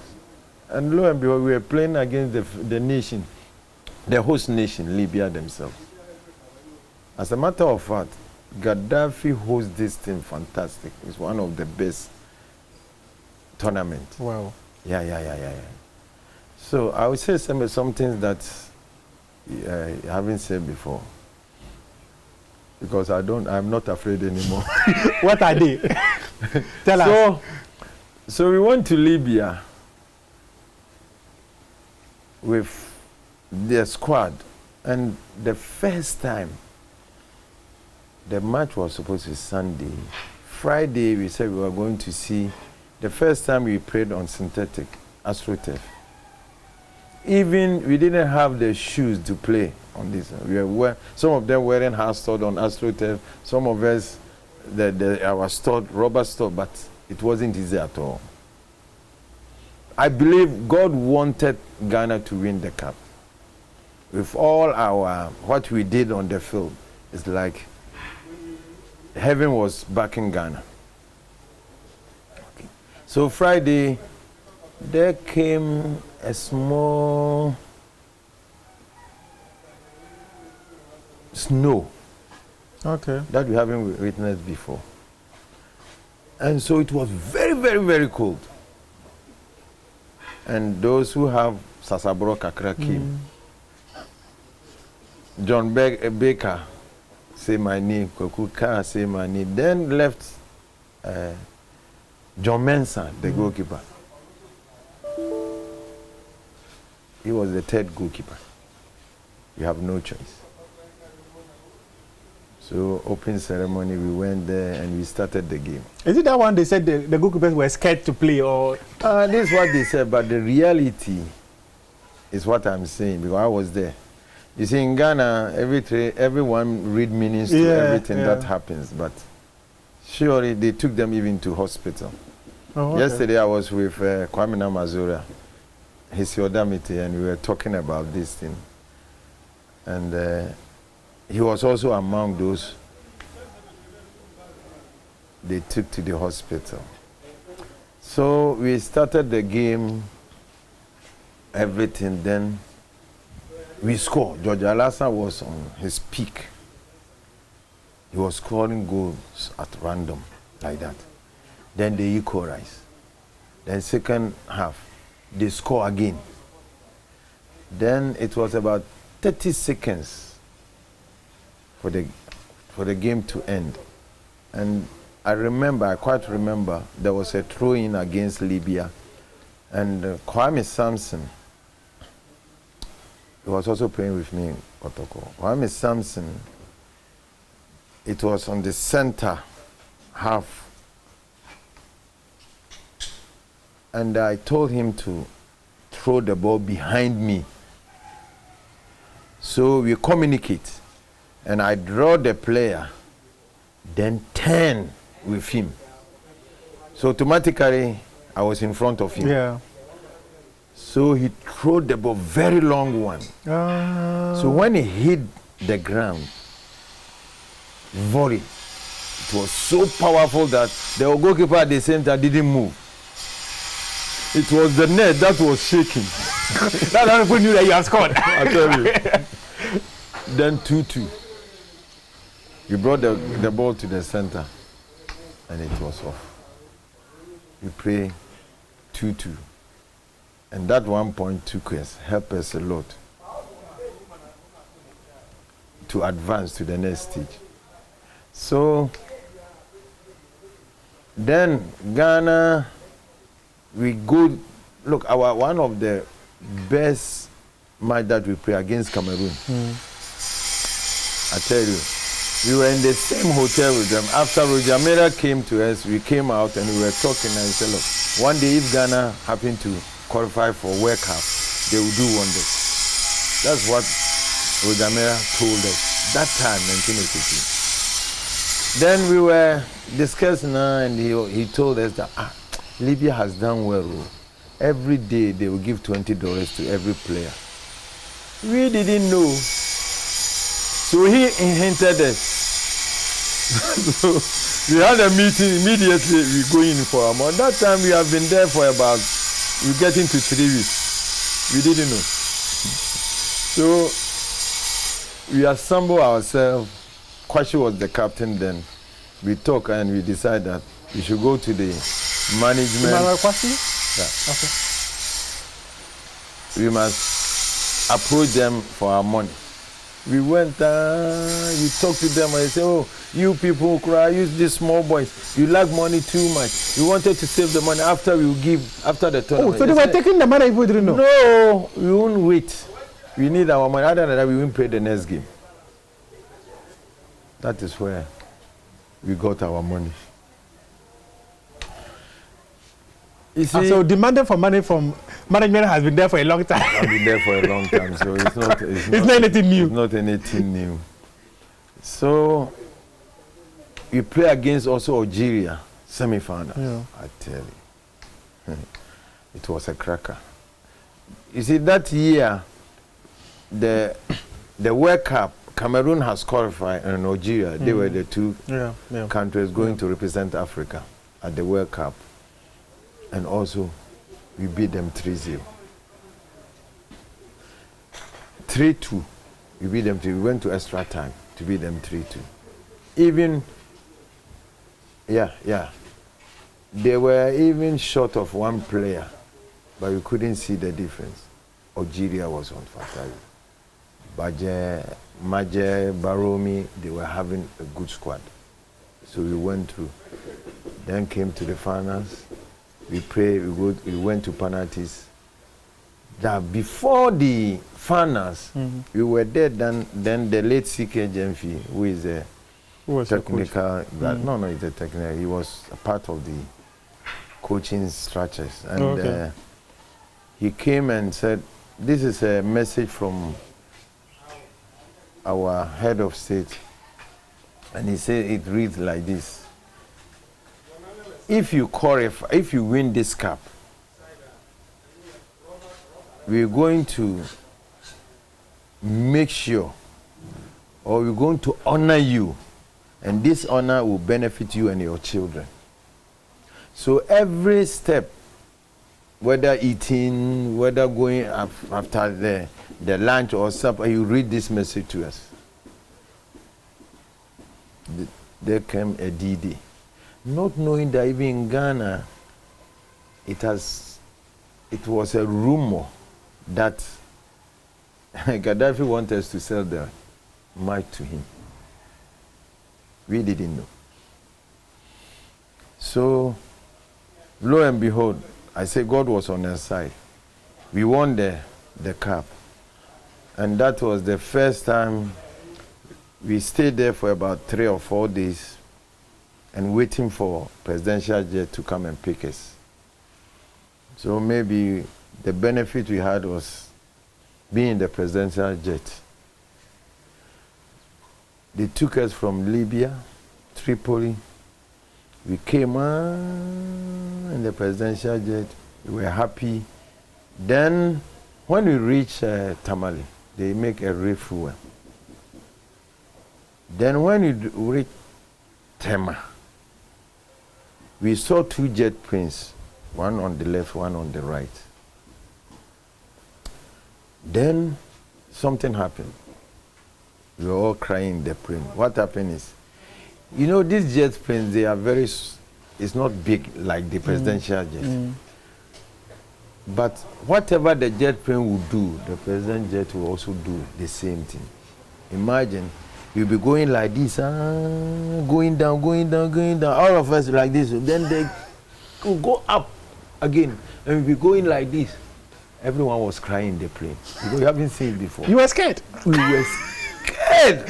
You thought you were going to die. Then at times it will go like this. And we were all like, man. Who was the pilot? It's a military man. And they were scaring you people. They were scaring us. Even those outside waiting for us to land. They were all shouting. Well, we haven't seen this before. So 15 to 20 minutes, we were going like this until we landed. If you like, go and look at the picture. When we were coming from the plane, no one was laughing. We were all scared to death. You couldn't laugh because your heart was gone. It's gone. It's like, hey, what is this? So, all of a sudden, now, some of the 78 squad, there was also a promise there during the champion time, when they also won 78. They promised houses and so. It never happened. So they were saying that no, we must ask for even cars. Because they have seized so many cars at the port. Okay. And the coaches, CK fee or some do, they say, oh, Mukramo, Kwalemo, Haju, on the cars, or on Naya, honor. We talk, so they took us from the airport to Kondabalas. That's the first time we met at Katapori. And he came to us and said, we were sitting down. I come so dang. We were in the plane since morning because it was a chartered plane. There wasn't any food. So then he said, the old man, they called Papa J. old man, is sleeping, so he will come soon. We were there 30 minutes. When he came, he greeted us. We talk. He was talking. No one was talking. We talk through politics and so. What we blacks can do if you are given the same opportunity like the whites, we are better and so. We were sitting there. I don't know. One country says, football, this is how we are.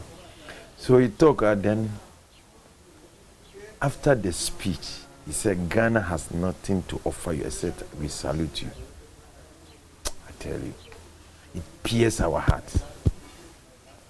If Ghana is suffering, I don't know. Maybe some players curse Ghana, I don't know. That one, I can't tell. But this thing, so many players decided not even to play for the nation anymore. Because the sacrifice was too much. You went and won the trophy and came. The only thing he said Ghana can offer you is salute. Salute you. Che! It was, well, it's all gone now. But you see, it didn't augur well. So from there, defending the cup at Boake, we were eliminated. Yeah. Immediately. Who want to die again? 84, you were eliminated, pat like that. Pat like just like that. Who want to die again for the nation?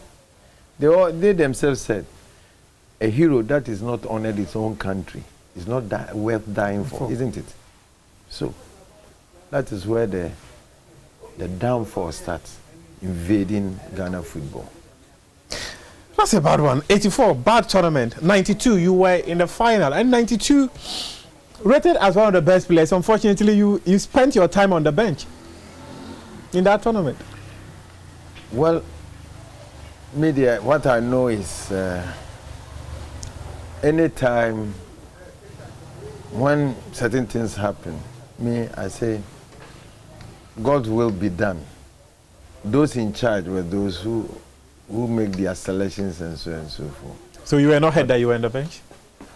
Well, I was hurt, knowing that I can do something. Yeah. But what can you do? Just to support the team. because we are a team. Maybe years back I was also playing and someone was also on the bench.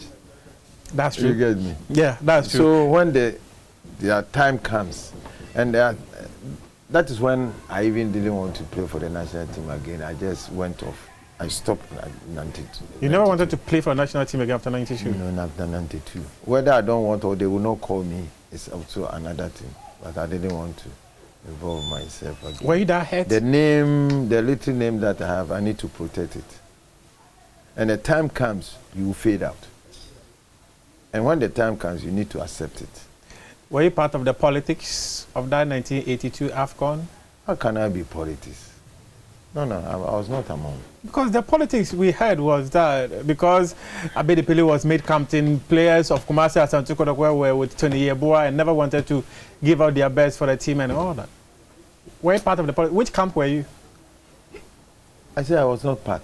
Even if I'm part, if I should have been part, because CRPR was my cruise, everything. Now he's my twin brother.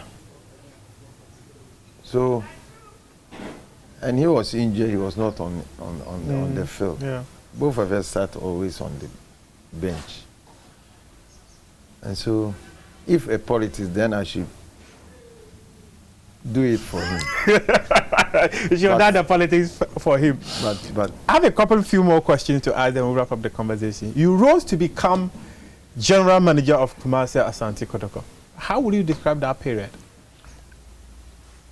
Before I will ask this one, I will answer this one. I think I left something whereby that is where Zico came. Yeah, came into the picture. Into the picture. So when I came to Kotoko, and I was advancing, becoming the household name, Kwabra Yeboah gave me Zico. Hey, Kwabra Yeboah. Yeah. Oluwa. Zico came in then, so I was graduated from Polo to secondary school to varsity. That's a good one. Baby magician, don't mind me. That's a good one. Yeah, so that's an interesting one there. That is how it also came about. And did you make money playing for Kotoko or you made money in Switzerland? Of course, foreign exchange is stronger than the local currency, but I made money in Kotoko. If you where I built my first house, I was in Kotoko that I bought the land. You see, in football, if the team is doing well and they are paying you, that time it was not a salary, it was allowances and so and so. And because Kotoko, we were winning all our matches consistently from 80, 81, 81 we won, 82, 81, 82, 80 we won the league. We played African Cup 82, competition 81. Then we didn't reach far. We won the same league 81. Then we have to play 82 league, and then we went to finals. Then we won 83. The 82 league. Then so we have to also play Africa 83. And that is where we won the cup. And so, as a footballer, we were always in camp. Me, like combining even the national team in Kotoko. Sometimes I have to come out from one plane and move to another plane to travel. So you see money coming all the time. Oh, okay. Our winning bonus, you even not touch it and so, and people will dash you whatever they want. Oh, okay. We even don't go and ask money. For instance, we play a game at Kumasi Sports Stadium, and after the game, Monday, you see all Kotoko players in Adum. We name it Sum Sum. With this one, we call, oh, come and get this one, come and get this one. By the time you reach, you have a lot of money. You not even go to the Kotoko office to ask for. Go and ask for any. No. That one is behind. But you need to be wise. Because football has a time frame. Yeah. Whether you like it or not. My father used to say, then I said, yes, say, look, learn how to play it well. Because no position is permanent. whatever you do now in football, when you are no more, that's where they will remember you, whatever you did. So you invested your money wisely? So I invested very wisely. Okay. I was very young when my Kotoko doctor, Dr. Che, told me that, look, I want to advise you. You are very young. As you are praying, you see money coming to you. It will be better if you married and have your children whilst you are playing. You can take good care of them. And I obey. So I'm married at the age of 21. No one will believe me, but that is reality. And my firstborn, September, she will be 41. What? Yeah. Hey! And it has And helped so me you a were lot. not only very good on the field, you were good in the bedroom. I like that. As for football, they are good in the bedroom. You have two talents. One talent in the bedroom, one talent on the field. I tell you, don't ever fight with a footballer on a girlfriend. No. You take him away. You take him away. That's one. Yes. Okay. So now let's come back to you growing up to become the general manager of Kumasi Asante Kotoko. I recall during your tenure as general manager, you won the league a couple of times, plus the FA Cup a couple of times. Plus World Cup. Yes. Plus the Swag Cup. I remember. Even the Otumfo Cup as well. I remember all those. But tell me briefly, how would you describe your tenure as general manager of Kumasi Asante Kotoko? It's also go back to sacrificial job I did for Kotoko. Yeah. I did sacrificial job for Kotoko? Yeah, I did a lot. Because you see,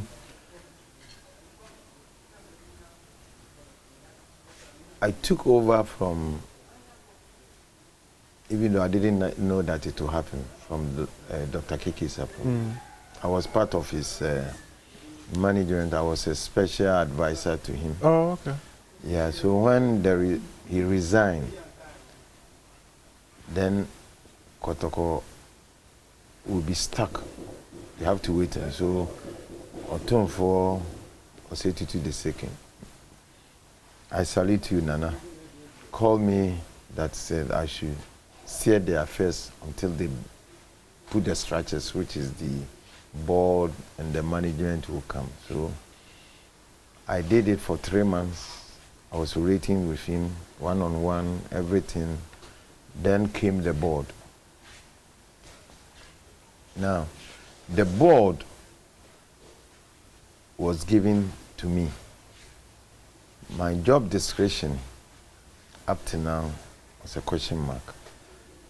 Then I knew that the board was supposed to refinance the club, but I was doing that myself. You finance the club with your money? Not my money, but I'll look for money to finance the club. Definitely. So that's your money. If you are the one going to look for the money to come and finance the club, so if you're getting sponsors to come and so it wasn't easy because football is about time and money.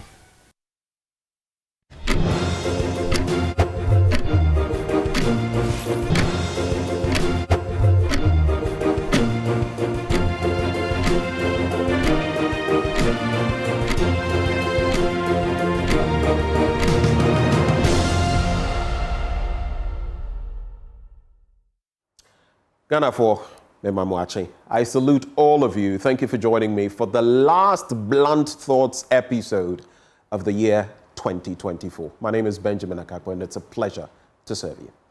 Now, I've titled today's Blunt Thoughts, and I'll repeat the title for you: Political Misdiagnosis, Financial Paralysis, and Intellectual Necrosis, the circus we've turned governance into. Political misdiagnosis, financial paralysis, and intellectual necrosis, the circus we've turned governance into. You know about necrosis, what it means. But before I get to my slides here today, before I talk about the necrosis, the decay, and everything in between, let me address the Vice President. Dr. Vice President, you did so well with your concessionary speech.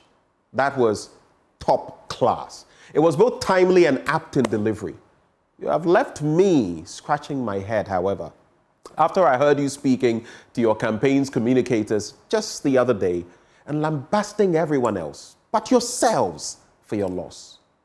You claim something was amiss on December the 7th because your people didn't turn up to vote. Well, first point, nobody belongs to any party really anymore. Not the NDC, not the MPP. If you do the wrong things, we'll show you the way out, period. Keep that in mind.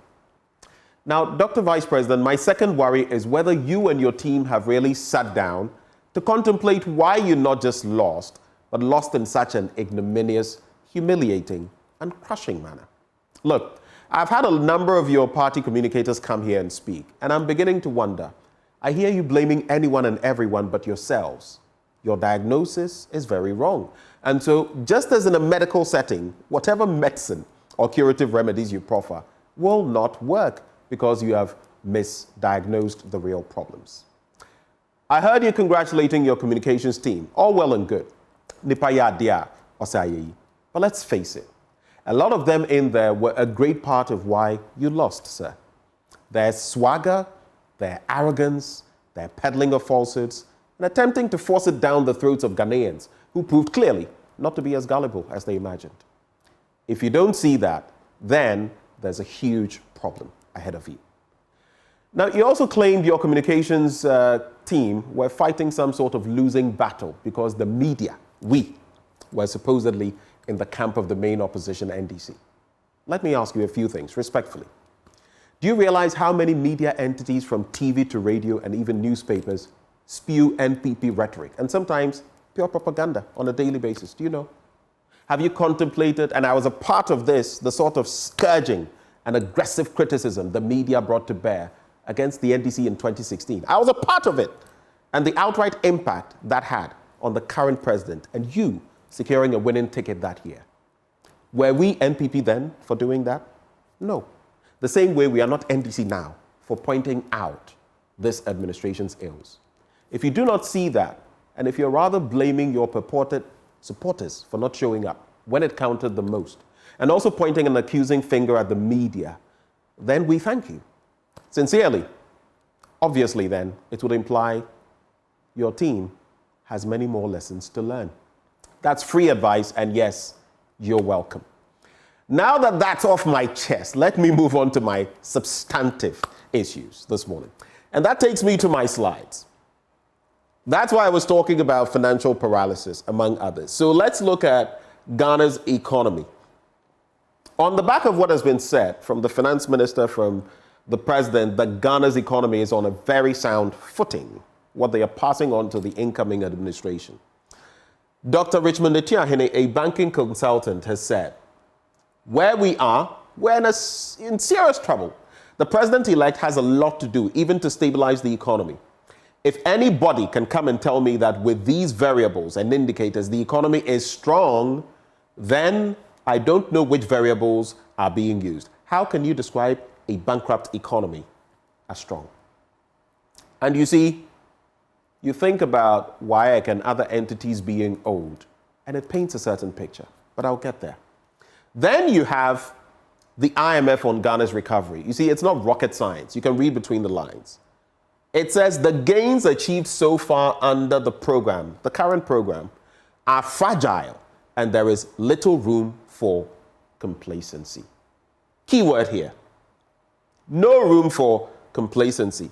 If we dare joke, if the incoming administration dares to joke and thinks that, oh, things are as rosy as the picture is being painted now, they will be caught in flagrante delicto, as we say in law, with their hands in the cookie jar, pants down.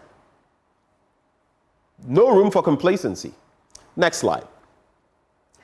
And here's part of why. Is Ghana's economy truly strong? If you look at the average lending rate, for example, December 2016, it stood at 31.7%. And we were averse to this, which is why we voted that administration out then.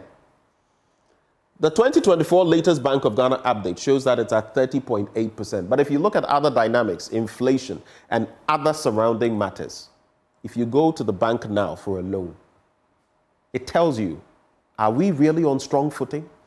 Next slide. You look at Ghana's import cover. In December 2016, it stood at 2.8 months. Now, it stands at 2.3 months. Imagine that. Strong? I don't know. You see, we were lamenting the same things in 2016. It appears after 8 years, we're almost at the same place. Next slide. Look at the trajectory in terms of the import bill versus international reserves, where the black line talks about the import bill and the yellow line or curry line talks about the reserves. If you look at the import bill from 12.7 to 13.4 in billions of dollars, look at the trajectory. 12.6, if you look at 2016, 12.7 billion. 2024, 12.6 billion. Practically the same thing. But if you look then at the reserves, 6.1 billion, 2019, 8.4, a high of 9.6 billion, and then we started falling, and now we're at 7.7 billion. The dynamic will show you clearly that not much progress has been made between then and now. And if you add inflation and other things, people are worse off. So what strong economy really are we talking about? Next slide. Then you look at the debt to GDP ratio. December 2016, 73.3%. As of now, the latest Bank of Ghana update, 75.7% debt to GDP. Next slide. And then if you look at the energy sector, for example, when I talk about government owing certain entities and the impact on all of us, the cumulative shortfall in billions of dollars in the energy sector, 2022, 1.2 billion, 2023, and I'm talking billions of dollars, 1.9 billion, 2024, 3.2 billion. Look at the gargantuan leap since then. 4.9 billion, 6.6 billion, 8.2 billion. That is the projection that we could get to, looking at the current, trajectory. So, is Ghana's economy bankrupt? Miriam Montra, the Canadian High Commissioner, had this to say recently. I do think that one of the things that will be helpful is ensuring that companies are being paid on time, because that is also another factor that has been a huge deterrent, having to fight to get the money that has been owed. Why is she saying that? Because an entity from her country is owed money, and we are not paying them up. Next slide. And linked to that, then you go to WAEC and its outstanding debt. This entire saga, how much is involved? 118 million Ghana cedis. The amount paid so far, 25 million Ghana cedis. How much does that leave you with? 80 plus billion, almost 90 million Ghana cedis, thereabouts. And this is why WAEC, John Kapi, head of public relations at WAEC, is also saying, obviously, that is the 25 million Ghana cedis, was just a drop in the ocean as far as the amount of money required for the job we are supposed to do is concerned. Now, this here is creating a huge problem, like I said in the news review. Vice Chancellors Ghana are saying, you're putting us in a very bad place. The academic calendar for tertiary level is going to be impacted. Parents are going to be impacted. Students are going to be impacted. There are going to be spillovers. Who pays for the mess? Comes back to us. So, that is the tail of the tape with this final bit on WAEC. Now, some reactions. The ranking member on the Education Committee in Parliament, Peter Nochukotre, has said, my appeal to the Ministry of Education is that they should, as a matter of urgency, release the necessary funds to WAEC. The Education Minister has not prioritized why, in any form, they receive money, either monthly and orderly. So, if you look at the trajectory and talking money, talking financial prudence, talking calculating rightly on the political spectrum, it appears we've got many things wrong here. It's time for us to reflect. You see, we don't have to look at it as a purely MPP or NDC or whatever situation. As a people, we have to weigh in on these matters and put our shoulders to the wheel, because all of these problems, it's not for one leader or some leader. They will come and go. We must appropriate the problems to ourselves and seek solutions for them. If not, we'll keep marking time.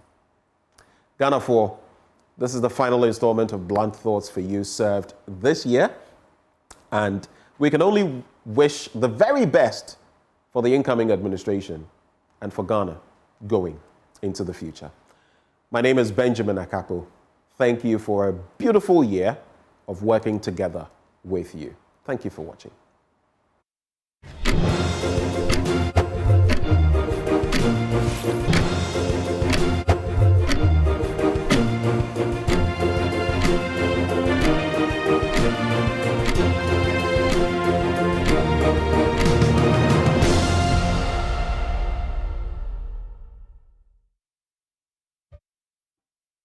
Depend heavily on your resolve to maintain the sanctity of your profession and your independence as the fourth estate. If I may say so, as we celebrate this landmark anniversary, let it be a call to all journalists to rise to the occasion, to uphold the values that have defined your noble profession, and to hopefully continue to be the beacon of hope and accountability our nation needs. Your association's inception came at a very pivotal time as Ghana stood on the verge of defining its future, breaking free from colonial domination. The association, predating even our nation's independence, became the crucible within which the fervent hopes and aspirations of a people were nurtured and expressed. Even before the formation of your association, nationalists like J.B. Dankwa, Kwame Nkrumah, Kofi Bacha, Eric Heyman, Kofi Bakon, T.D. Bafo, Kofi Bedu, amongst others, stood at the vanguard of the struggle, wielding the might of the pen and the unwavering spirit of truth as they used their voices for advocacy. Dreams of a liberated and thriving Ghana were expressed through purposeful writing and careful dissemination on the pain of punishment. These were patriots, men who were inspired and motivated by the ideals of a free and prosperous nation. Mr. Chairman, today, as we traverse the sands of time and reminisce the jubilation of independence through the trials of military regimes, through sometimes rancorous, other times harmonious ebb and flow of democracy, we find the essence of journalism tested and exalted. The courage, the sacrifice, the unwavering commitment of your members have not only chronicled our nation's history, but they have been instrumental in shaping its discourse. Insightful and courageous citizens like Cameron Dodu, PAV Ansa, Kweku Bakon, Betsy Pratt, Kwame Karikari, Kojo Yanka, Christine Agri, Elvis Aye, Sam Ade Clark, Cabral Blay Amihir, Elizabeth Ohene, Heronata, Kwame Amamo, Mike Egan, Vida Kranti Asante, Giftia Fenidaze, and many others have paved the way for many today. We observe a landscape altered by the winds of change. The once famous united front of objectivity and patriotism appears to some fragmented by the device of partisanship and the shadows of materialism. The noble quest for truth now competes with the allure of political patronage and its material rewards, a phenomenon which, if I may say so, threatens the sanctity of your independence, the fourth estate. Yet, this is the period when the vigilance of the fourth estate is most needed. As we stand on the precipice of yet another electoral milestone, which in my view is the most consequential, the ethos, the echoes of past violence, the whispers of disenfranchisement looms. And I don't think anyone needs reminding that the conduct of the electoral exercise, together with its outcome, is so important that the nation cannot afford bias and unprofessional coverage offered by members of your profession. I wish, Mr. Chairman, I could be more confident that the coverage will be professional, but I'm afraid I can't, given the rather unserious way in which another very important national issue, the most egregious abuse of the rights of millions whose livelihood has been decimated completely by galamsey operations, has been treated by your profession. I don't know whether you are exhausted and indeed frustrated by the shameful lack of decisive action from the authorities to your interventions. All I know is that your association's pen, which is your weapon, has gone eerily silent on this all-important matter. I would have liked to see a more concerted and sustained action from you. Sadly, that has not been the case. Galamsey doesn't make the headlines anymore, and yet the country is experiencing the ravages of this terrible phenomenon every day. The alarming increase in kidney and liver diseases, the increase in children born with deformities, and the alarming infant mortality rates in the areas affected by galamsey activities appear not to merit your sustained concern. What a shame. What a pity. As journalists, the times we live in beckon you to remember your purpose, your power, and your responsibility. Let me just say this. The price of your continued silence is too grave to fathom. Mr. Chairman, it is in this moment of reflection and anticipation that the immortal words of Ephraim Amos' composition, Yen Ara Assassini, resound with unparalleled relevance. The composition resonates today deeply. Its message of patriotism, stewardship, and unity echoes the ideals that all of us must champion. As guardians of the public conscience, you are called to rise above the frail, to champion the cause of truth, justice, and national unity. The perceived weaponization of state agencies against opponents, the creeping assault on the freedom of the press, the perceived lack of trust of the dispensation of justice, and the pathetic lack of accountability in the protection of the public press. This is a time, ladies and gentlemen, for patriots to find their voices. This is a time to be fearless and courageous. We cannot and must not compromise on our defense of the national interest. Trust, they say, but verify. And when you have your who, what, where, why, and how, do not be afraid to publish the truth. It is better to tell the truth that offends than look on timidly, sheepishly, and cowardly as the case in the country's interest is captured for the benefit of the few. The success of our attempt at a democratic order, Mr. Chairman, will depend crucially on how free our press is. In the words of Walter Cronkite, I quote, "Freedom of the press is not just important to democracy, it is democracy."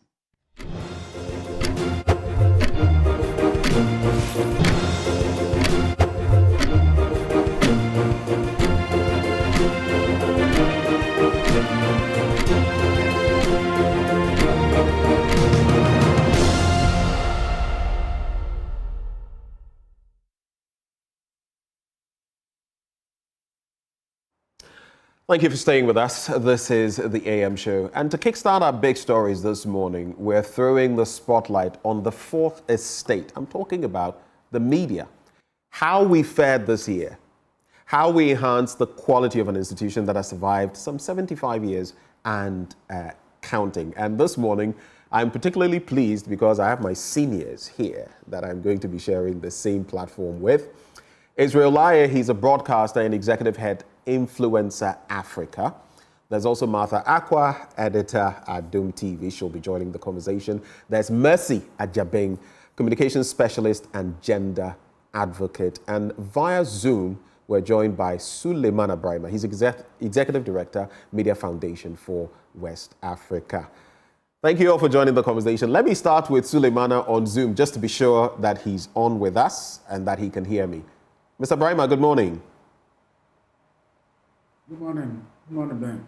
Great, great. It's good to have you. Thank you so much. And let me also say, Mercy, thank you for joining us. Thank you for having me. I am so tempted to say easy.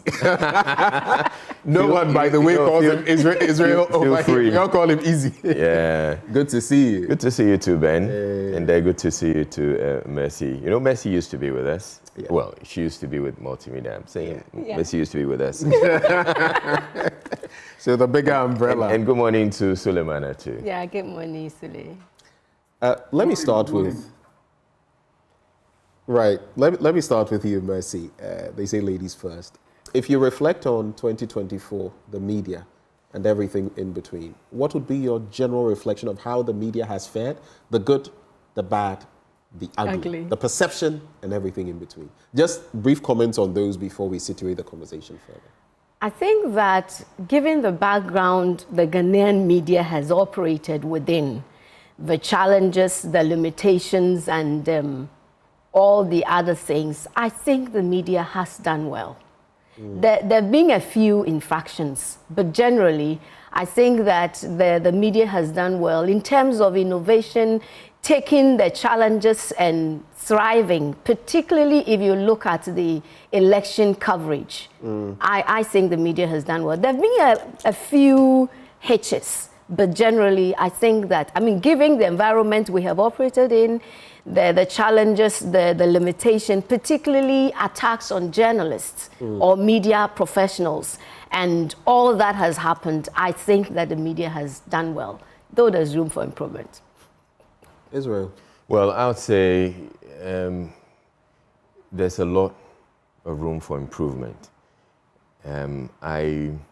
I also appreciate the circumstances within which, or the context within which the media has had to operate. I keep saying that the media happens to be we are called the fourth estate of the realm, but we are the only estate of the realm that doesn't get or benefit from the largesse of the state. Yeah. So we have the executive living large, we have the parliamentarians claiming what they want, and the judiciary, but then the media. So under the circumstances, yes, we're challenged, but this is what we have decided to do. And so we must, no matter what, figure out or find out how we can reinvent ourselves or reinvent the media so that we can continue to stay relevant and do what is expected of us. So there's a lot of room for improvement. That's a lot of room for improvement. And in this conversation, I'm going to let us cut incisively, because when you're doing surgery, it must be done well. Absolutely. And we're talking about ourselves here, but really, what is ill must be spoken of. Yes. Clearly, because if you don't address problems, you don't build, you don't go forward. Yeah. Let me bring in Suleimana Brahima.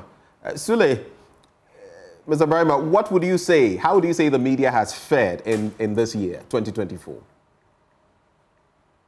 Well, Ben, I think what colleagues have said is a true reflection of what we've gone through as a media sector in the course of 2024. There have been ups and downs.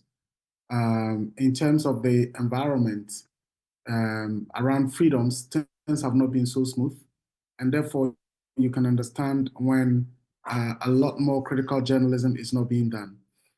Sometimes people say, well, I mean, when you do it, what happens? But a lot more journalists wouldn't also want to use themselves for experimentation in terms of what will happen. If you go to Burkina, Mali, Niger right now, a lot of critical journalism is not being done, not because the journalists don't want to do it, but they know the repercussions of doing so. And I think that in the last couple of years, things have not been so easy for journalists who would want to do critical journalism.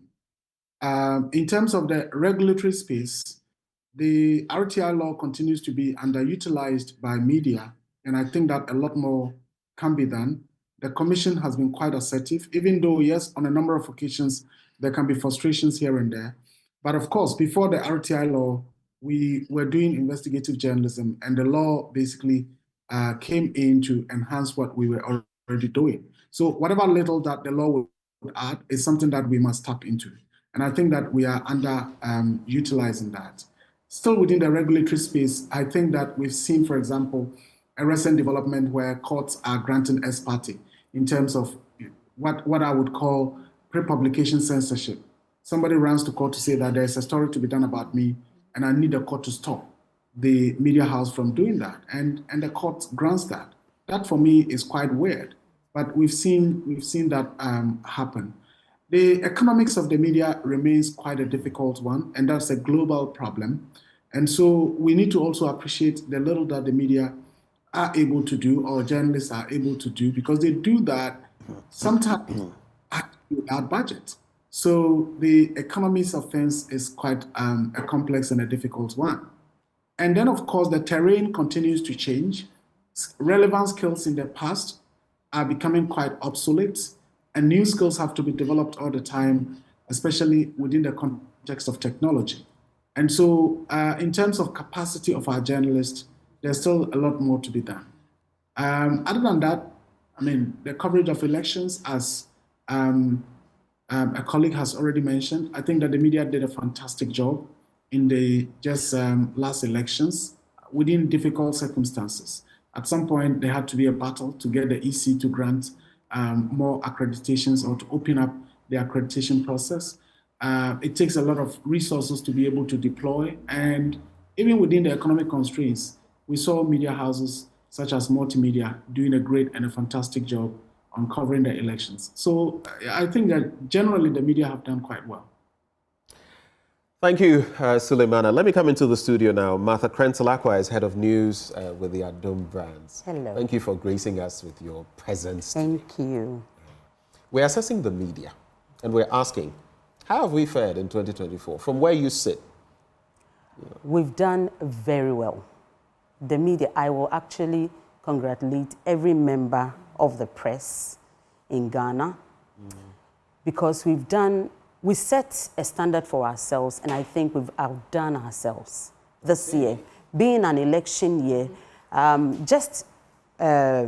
thinking through what has happened through the year, the election is just recent, so it's easy for us to just look back and assess ourselves and say we've done very well.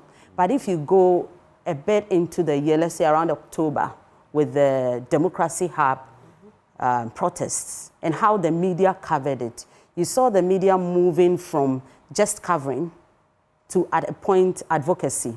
And I think that is where the media in Ghana is shifting to. And that means that the media is not just there to take press releases, to take statements and just air them.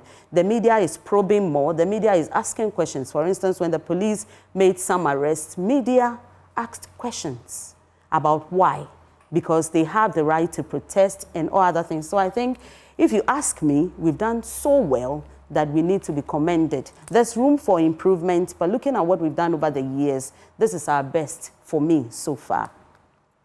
And yes, you mentioned the elections. You disagree? I want to disagree. This is our best. So far, I think we've seen much better years. Which years come to mind, for example? Well, I'd go back to 2016. Okay. And in another momentous election. Yes, you know, and I'm concerned more because of the quality of personnel we're having. Yes, we have had challenges. Suleimana Brima mentioned them, the economics of the media and all of that. So I can concede, but I'll disagree that this is our best. Okay, so let's do this. And we're not here to do praise and worship. We're not here to sing from one hymn sheet. And honestly, today, as we planned this conversation, I also wanted us to come here. Look, in the media, sometimes it is said that, oh, you want to criticize everybody else. If you can't take criticism for yourself, you have major problems. So today, no holds barred. What are the real ills? Like I started, the good, the bad, and the ugly. Yeah. Mercy. How bad is the Ghanaian media? Suleimana spoke of the financial issues. The Nokofio affects many people. But How bad is the situation? I think that in terms of our laws, professionalism is a challenge because we know what to do, we know how to do it. We are supposed to be influencing attitudes, perceptions, and agenda. Unfortunately, sometimes we have our own personal agendas. We want to skew issues to be in line with the Nokofio. We all know it, and it's not helpful because we are supposed to be the yardstick. I mean, everybody should want to find out what the truth about something is by running to us. Unfortunately, sometimes we are at fault. So for me, the level of professionalism. And then also, well, I think we have grown by wanting to be the first, and so sometimes there is some misinformation. No, misinformation is the intentional one, and disinformation is the unintentional one. So sometimes there's some disinformation because we do not. Misinformation rather is the unintentional one. The unintentional one. Disinformation is the intentional. Okay, so sometimes in a bid to want to be the first, we do not do our checks well.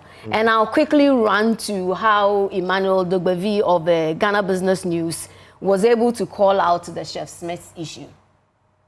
We just keep running at issues, but we have to be very authentic. We have to be authoritative in the things we put out there by cross-checking. And thanks to Suleimana and his team, we now have fact-checking. For me, that is very, very critical. And so that, for me, is a no, because we are supposed to be influencing agenda and setting the pace. And we can only do that if we are authoritative on what we are saying, we have our facts correct, we are accurate, and we are knowledgeable. And when I talk about knowledgeable, let me readily use Samson as my go-to person.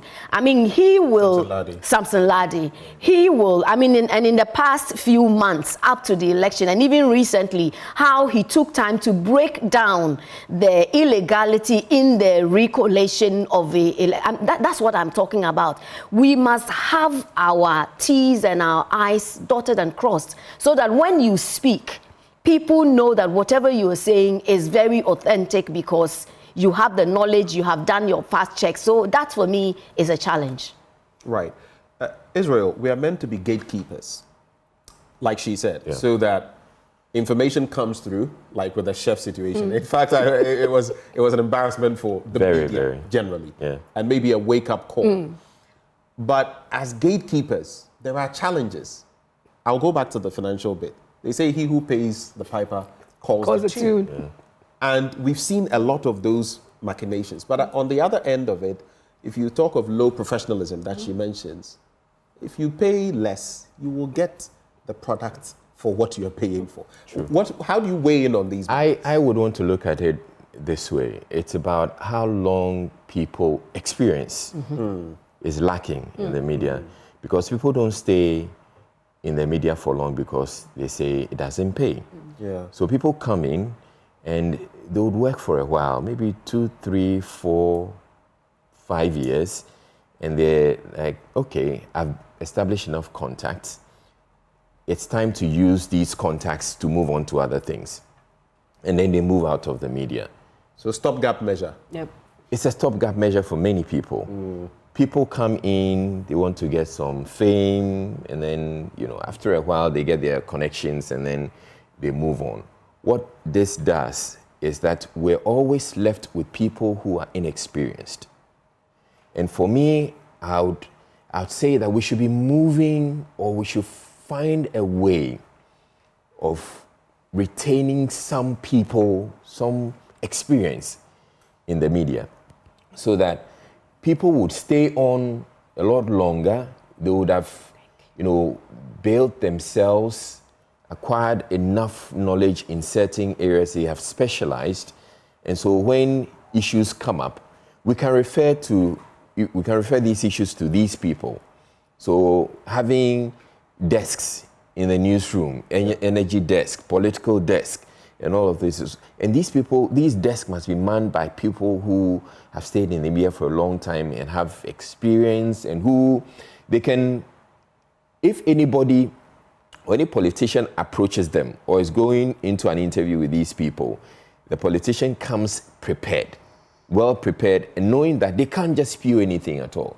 But if the politician or government official or whoever is having a conversation with a journalist that they know, well, you've been in the media for just about 2-3 years, they'll throw anything at you, and the person is going to run with it before they will get to realize that, okay, we have X on our faces because there's some misinformation, disinformation that has been put out there. So that's the way I'd like to look at it. And for me, the way I'd say it's also because we have allowed too many radio stations and TV stations. The proliferation. And I was about to get there because you're looking at the hundreds in TV, in radio, even look at the newspapers now. Yes. Every other day, every month or so, you are seeing newspapers that have no roots. And they are spewing stories. Usually when they start, you would see that they are leaning clearly either this way or that way. It is clear from the inception. Especially at a time when traditional media is actually losing its influence. Yeah. Traditional media is not as influential as it used to be. Digital media is taking over. So you're having people who are sitting on social media who are having the kind of following that radio stations and TV stations can only dream of. The people who, I always mention this guy on X, Kali J. Yeah. They has close to 2 million followers. Yeah.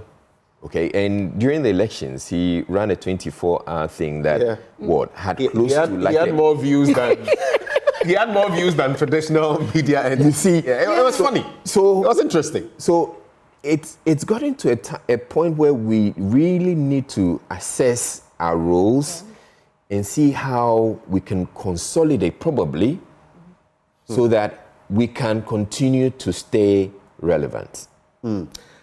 Put a pin in it there. Let me bring in Suleimana Brahima before I come back into the studio. I see a message that just came through from Michael McKenzie. He says, on the same subject, how can media personalities accept scholarships? It's getting interesting. I want us to, I don't want us to hide anything, because it may be fair, it may be unfair, but let's address them. How can media personalities accept scholarships, land, vehicles, and other gifts from politicians and maintain professional integrity? Suleimana, over to you. Well, Ben, I think that the issues are quite many. But if I may start from where the texter or questioner came in from, yes, we do have to admit that there is corruption in the media.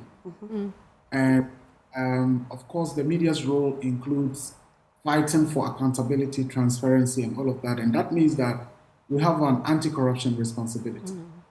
So when you have corruption in the media, either directly or indirectly, and directly in terms of people paying bribes to kill stories, people paying monies to influence how certain stories are presented, or several journalists being influenced to have certain positions towards certain institutions or certain individuals, then it becomes a really difficult situation.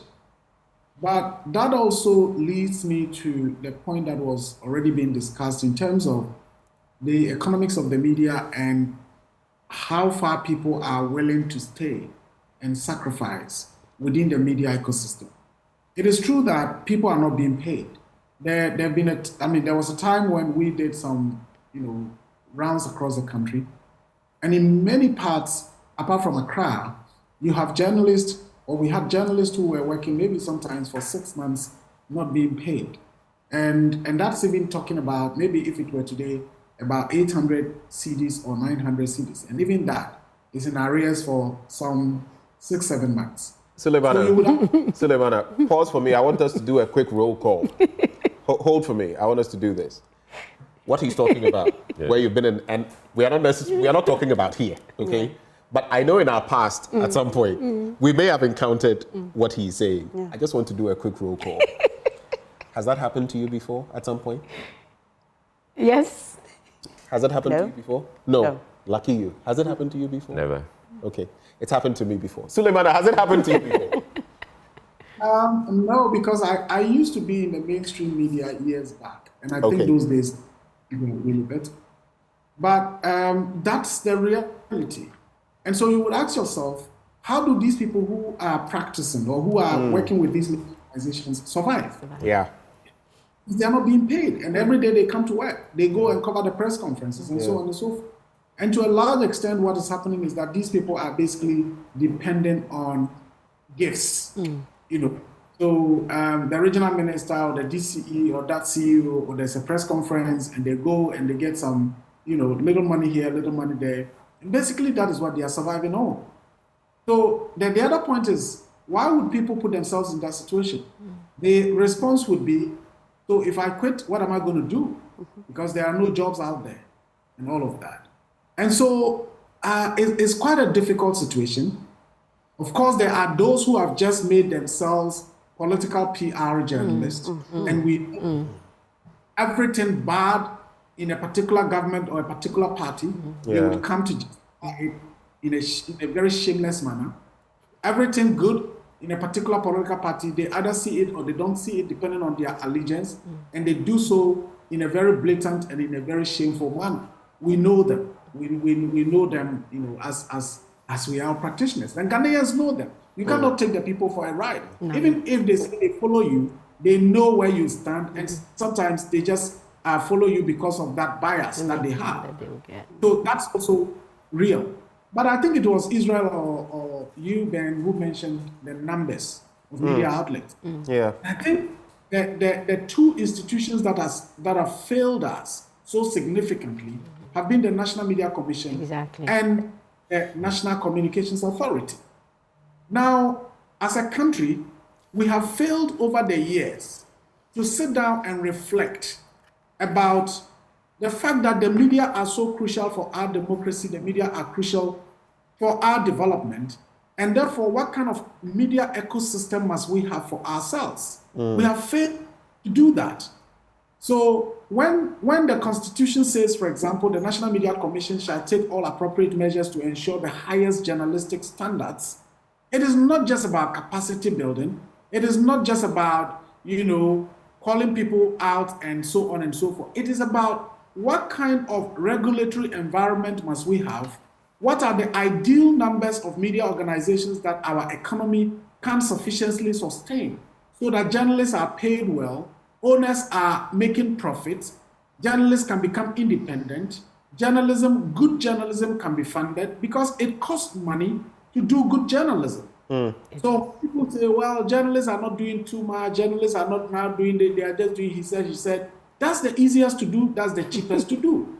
If you need the kind of journalism that requires a journalist to travel across 2, 3, 4 regions, you know, with a vehicle, pay people on the ground, he has to find, or they have to, the crew has to find accommodation, they have to feed themselves, they have to come back, they have to do the editing, and all of that, it costs quite a bit of money.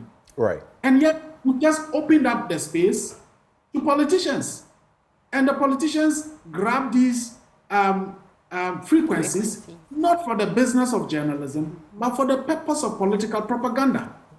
And in analyzing the quality of the media, we lump everybody together because a radio station is a radio station, a TV station is a and a newspaper is a newspaper. Exactly. And so if you have a DCE or a regional chairman going for a radio frequency and setting it up and using it for political propaganda, and then we say, oh, you see, Ghanaian media, the standards are low and all of that, we may be doing wrong analysis. Right. And therefore, the question is, how come the NCA would just be parceling out frequencies to politicians of that nature, in that manner? But they will also tell you that they go through rigorous processes, that it's not just as though it were some fan belt on which they were putting out media entities. That's what I mean, these conversations we've had in the past. Exactly, but then where is the NMC when it is responsible for the kind of content that comes out? Right. When people can do just anything in the media and nothing would happen. you know. And then the only remedy would then be to resort to the criminal procedures. And then that also comes with the challenge of, you know, the borderline between, you know, criminal sanctions and so on, and the freedom of the media that we want. So we are in that kind of a fixed situation. And I think that we have to have national conversations about how we deal with the media. Absolutely. Right. So he talks about it's like a catch-22 situation. You're caught between the devil and the deep blue sea. And when I cited my example, for example, in a previous, you know, work environment, you have some of these happen. The good thing for me is that I do other things. And I've always told media people I engage that don't just do journalism for the sake of I'm doing this. Because honestly, this thing, Israel will tell you, if you're not passionate about this work, can't do it. You will stop. When do I wake up every morning to come here and do this? And you look at other factors, it's out of passion. But back then, I remember translation work, MC here, doing certain things. Those were what, so even when something wasn't coming from the main source, I had other things. But some people don't have these avenues. Let's address that. And let's quickly segue into this bit about political ownership of the media. So let me start from where Israel was talking about not having experienced persons in the media because, one, the media doesn't pay. It's money intensive and capital intensive. So if you don't have any properly set up media house, you are likely to be going around looking for what to eat the next day. But we still have the experienced hands. We have some of them. Not all of them, because Israel, you're still around. Israel, some say, but when we need you, you come around, so you are around. Messi is still around. Even though not in the mainstream, Messi is still around. I am still around. So you have new people coming in. And I get the fact that when I went to training college, we said the training college is a stepping stone. I think the media is a stepping stone. For every other person, you come and get the contacts you need, establish them, and then you just move on. If they don't move on to you, will not get new people coming in. So the turnover is high, we understand. But you have Evans Mensah around. He's been around for how many years? You have, I can name a lot of them in other media houses as well. But I would also when want it comes to how much longer can we continue to? Yes, so they are training. I am hoping, but then my biggest challenge is when we lump all of us together. Because you have new media. The operations are so different. It's like when you're thinking of setting up camera, proper studio, doing everything right, someone can get just a phone and light in his or her sitting room, create content, put it out there, and we are all lumped together. No standards, you have standards. And sometimes, like you said, he or she may have 2 million followers, and you don't even get 20 people to watch your so-called standard content you have put out there. And so when we put all together, it makes it very difficult for you to distinguish. But most of the time, the traditional media will be struggling and fighting to do things right. But you have the new media where there is no control. Look, I had a conversation with Mr. Yawbedu Ayeboafo about new media and how we can control. In fact, it was going into the election. So knowing that they can throw things in there and create a whole lot of confusion, he said, we don't know how to control them. So if the National Media Commission, in his capacity as a head of the National Media Commission, he has no idea how we can control the new media. So do I have any idea? No, I also don't have any idea how to control it. We'll keep struggling to put out our content and hope that we'll fight for space. Sometimes the misinformation, disinformation, all those ones may start from digital media, new media. Then it springs forth, becomes a big topic. We're all talking about it, and we make it look like it is the traditional media. We have to latch on to this. Yeah, that's what happened with the Chef Smith issue, actually. So those who went there were mixed breed. You had traditional, you have digital media. They don't respect time as you do. So immediately they get the information, they put it out there. And that competition, okay, then let me also put mine out there. So eventually, none of them checked, and they all put it out. And it was close to, I think, 6 p.m. news. And so all those who need to make the calls, and it became a big issue, and later we're all embarrassed together. But then let me come to the frequency. And I like how you're saying we, because it was egg on our face, all of us. All of us. See, when the good things come, we must accept them. When the bad, all of us. For me, it did not go live. It did not go at 6 p.m., but I feel responsible that I even sent a reporter there who was abused. Yes, attacked by the military men Nana Boro brought there. They actually took the phone, deleted everything, because he saw how they were manhandling someone, and he tried to film. So, but when it comes to the licensing and then the frequency, you know, with change of government comes new frequencies, right? They will be so close to the one you like to listen to, and you will eventually listen to that one. Like it is not. No, it is not right that if you say there are no frequencies and you have reduced the wavelength of my radio station and you're focusing more on community radio, you want to reduce it so that people can create content and not give people the opportunity to monopolize the airwaves and everything. That is good. But let it be consistent so that change in government will not bring new frequencies, which will establish close to what you know. So that when you tune in, you hear that one, it will interrupt until you have no choice but to go there. Okay. Mercy, and let me just add this, that if I had my way and if there was some way of streamlining, I listen to a lot of radio stations I can't listen.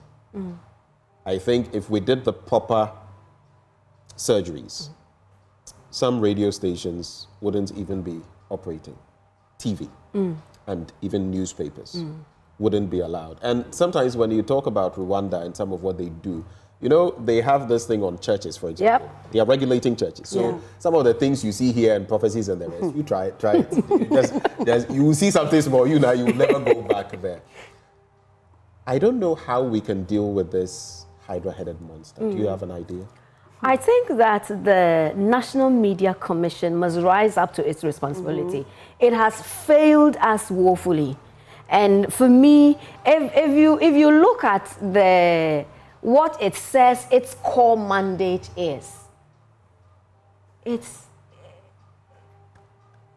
sad.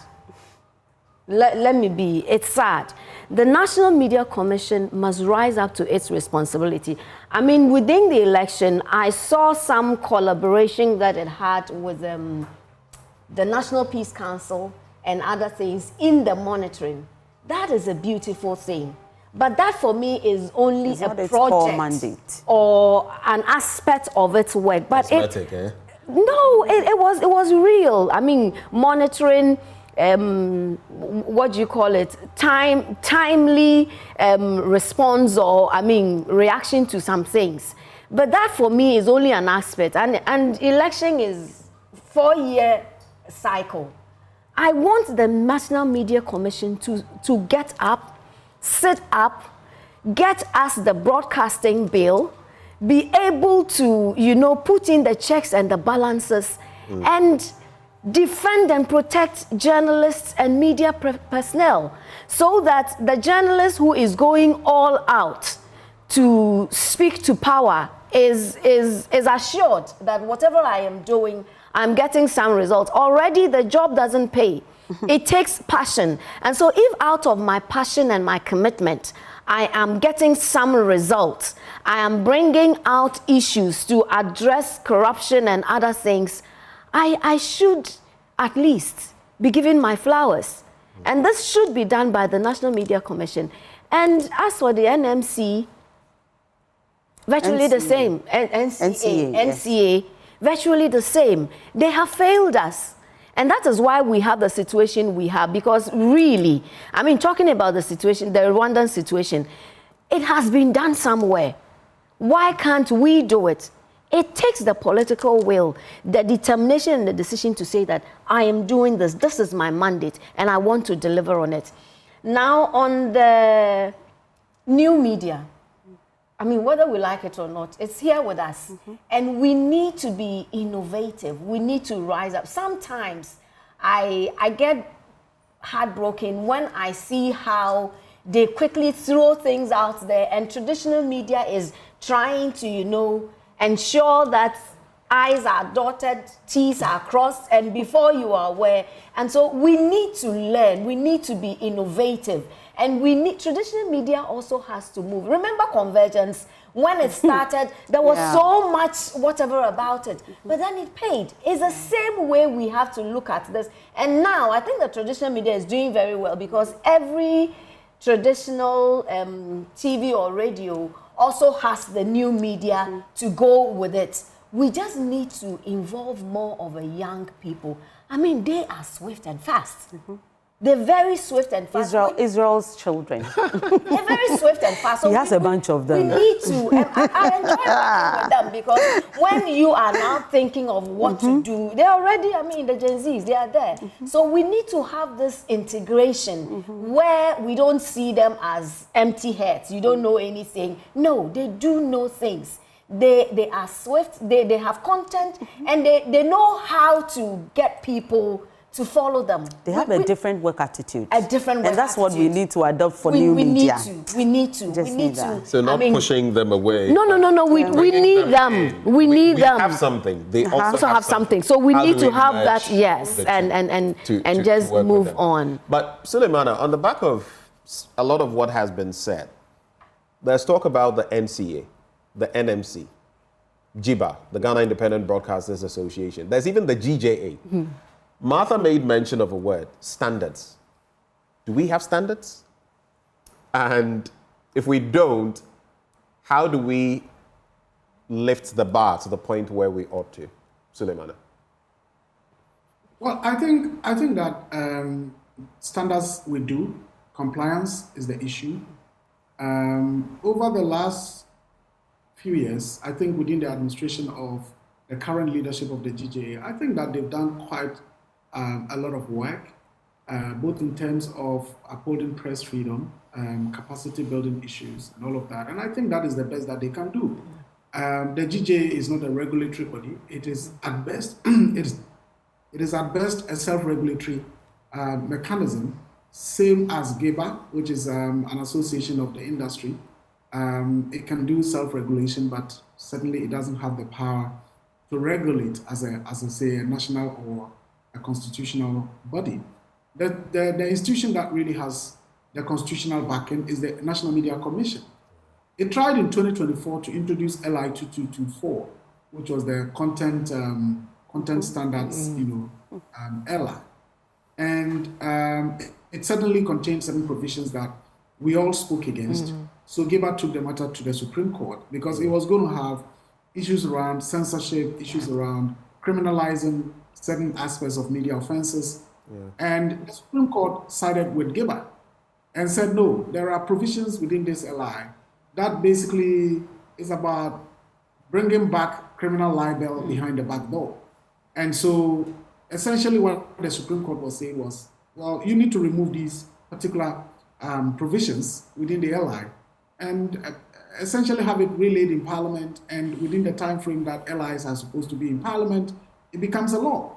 But since then, I think the position taken by the NMC has been, well, we tried this, the Supreme Court has shut it down after giving us completely. And so we do nothing, and I think that is quite worrying. So people continue to ask that those 17 or 18 members of the National Commission, National Media Commission, who continue to receive allowances, what do they do? Even if it is 10,000 a month, we are talking about 180,000 a month for commissioners. And so what do they do? And I think that people should begin to question themselves that how can I continue to be receiving these allowances when we really don't do any work? And the country or the state must also begin to look at it, that this institution that we continue to fund doesn't really play its role, or it just what the Constitution says it must exist, therefore it should exist, and we continue to give it whatever little monies that we would have to give. I think that my good big brother George is one of the most qualified, one of the most knowledgeable people in the media industry, not just even here in Ghana, but he's consulted across across Africa and in the world. And a lot can be done. And I would appeal to him that he's also caught a lot of flack in the position he currently occupies. He's been flayed by the media. Yeah, I think he needs to do more. Yeah. As for the NCA, it is an agency that is under the command and control of the minister.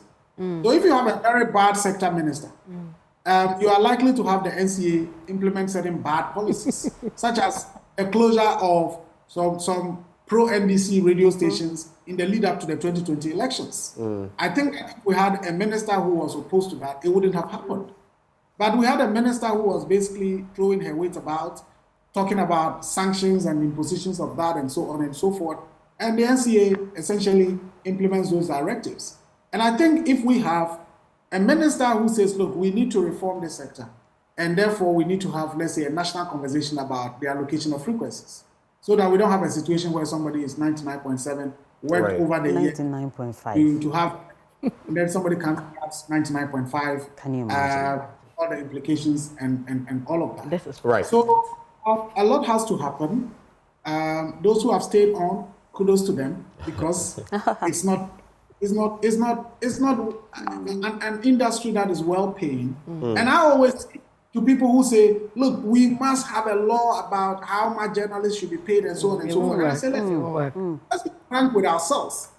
Let's be frank with ourselves. If I'm the media owner and I'm not making anything, and then you're demanding that I pay you something, where am I going to get the money to pay you? Suleimana, even the minimum wage, there are entities paying below the minimum wage. It's a lost battle, I think, from that standpoint. But hold for me. Let me come to Israelite. You had a little bite of that. What's your take on that? Also in respect of, Suleimana mentioned earlier, critical journalism and the fact that it is dying because there could be consequences for engaging in critical journalism. Once you do that, you are branded, then some forces are coming out. Sometimes your safety is not guaranteed. Your family. What are your reactions? So from the standpoint of standards and then this bit about doing critical journalism, it appears it doesn't pay. It doesn't pay, but it's also because we're still dealing with the issue of the economics of the media. I would want us to look at it. I mean, you've asked the question, where do we go from here? And yes, we should have better regulation. And as Suleimana has said, I think we should have, it's necessary, it's important, and we have a national conversation about where we go from here as the media. I would want to say, if we are to look at some minimum standards that media houses are expected to meet. I'm actually looking at even personnel and the fact that if you've employed people, you should necessarily pay them. Because you go into, just like any other business, you go into business knowing that for some time, you're not going to be making profits. And so you have to invest. And then over time, yes, you're going to make some. But you can't have people working for you and not paying them. I mean, that's absolutely unfair. And so if you can't meet the minimum standards, then if they have to shut you down or take your license. And that's why I brought in the Rwandan example. If you don't meet the standards, you don't operate. No. Yes. No. They should. Otherwise, we're going to say, okay, the businesses, they're not making money. But, I mean, before you ventured into it, you knew that the media was already saturated. Yeah. And yet you decided that you were still going to go into it. So I feel we need to find a way to, check the number of licenses. And again, you're issued with a license. Are these media houses that are taking these licenses paying for the renewal, as it's supposed to be? So that if you're not, you're better off maybe partnering with another media house or selling it off to somebody else, so that if we can have a consolidation, or if this is what's going to bring about the consolidation, so that we can have a few that can, because we also look at the media is as good as how many or the amount of advertising revenue you're getting. Yeah. And if you look at this country, how many industries do we have? How many businesses do we have that are advertising? And so if we have so many of them, then there's very little to go around, which is why many of them will suffer. And even some of the big ones will end up suffering. But if we're having a consolidation, then there are fewer media houses, and then we can split whatever revenue is coming. Natural process. Especially because, as I'm saying, we're also having new media. And new media is also taking a bit of the advertising revenue. If any business is seeking to do or take up digital marketing, they're not going to find money from any new place. They're just going to look at whatever is going to traditional media and deciding that, okay, let me take some from traditional media and give to them. So I strongly believe that, yes, we need to have the conversation as the media in general to see how we can reinvent ourselves, how we can position ourselves to meet the challenges that, we're facing and the competition that's coming from new media, whether we're going to, go a lot lighter, because that's another thing. You can have all these, as Martha was saying, you can have all these cameras and equipment and all that, and yet somebody takes a phone and goes live, and they're able to That's pull. The whole studio. Yeah. That's the whole studio. They're able to pull the people. So we necessarily need to reinvent ourselves. Right. Ladies and gentlemen, this will be the final batch. In about 5 minutes, hopefully we can wrap on our comments. The way forward, then, should be what? In the immediate term, sometimes you want to forecast, but in the immediate term, what are some of the little things we can start doing? And as you share your thoughts on those, Israel, I'll come back to you for starters. There's also Ahmed Hussein Swale. And while some may say he's not technically a journalist and everything in between, but the work he was conducting feeds into what we do. Yeah. The same critical journalism Suleiman Abrahima speaks of. He lost his life, and so far nothing has been done. Recently I heard Freddie Blay make mention of the fact that the fact that the murder happened and it's not been resolved by the President Akufo-Addo administration is not indicative of media suppression. How much of a concern is that in light of the Press Freedom Index and all other things tied to that? That will be my final bit to each of you, and it's a wrap. I'll start with you, Israel. Well, I disagree that the fact that, this matter has not been resolved by the current administration, it shouldn't be a blot. It certainly is a blot, because that's where the buck stops. And yes, you have to make sure the people who are empowered or who have the mandate should do what is expected of them. And so, yes, the fact that we've not been able to resolve this Ahmed Swale issue is bad enough. But yes, because of that as well, there are people who will look at examples like Ahmed Swale and say, why should I, sacrifice? Why should I risk myself like this? Why should I risk myself, to the extent that when I die? And it's not just Ahmed Swale. We also have Latif. Latif Idris' case. So... And he has suffered consequences that he's still living with. And he's not even the only person. And you can look at Kilekuda also. Zoe and others. There's a long list. I believe that all of this can come back to this national conversation that we need to have as the media to figure out where we go from here. Because as it is, it has... But the question I'm asking is, where do we start? Where? Just briefly, where do we start? I would say we should start with the conversation. Yeah, I agree. Okay. I would say we're doing now. Yes, but it should with a more national character. Yes, you should assume a more national character. Who should undertake this? The GJ. GJA, or even the NCA may not. NCA may not organize it. But so the GJ should. Because they're feeling the pinch. I mean, it's a journalist who are feeling for. You know how many times he came out to call people out for beating a journalist, all the seizing other equipment. Yes, media agencies like Alma will support, but we need to. Who engage. Oh yes, blacklisting. We need to start. So we need to start from somewhere. But to individual journalists, as you have also said, it's about figuring out how you can survive. If you're really passionate about the profession, figure out ways to make ends meet so that even if you're not getting enough, and many journalists are not getting enough. I mean, many are even not being paid.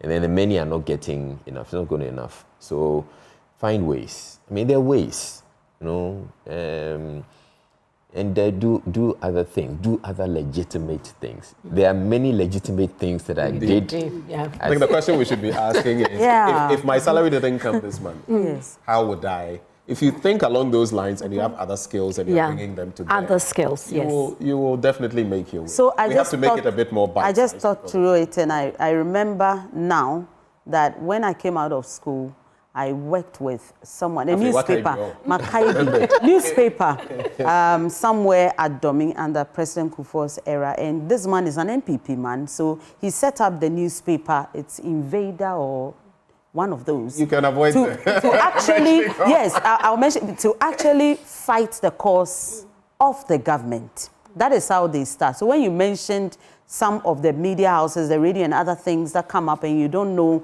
how to control them, they come out for a cause. That is how they are set up. When they are able to achieve that, they are done. They don't care whether they paid you or they did not pay you.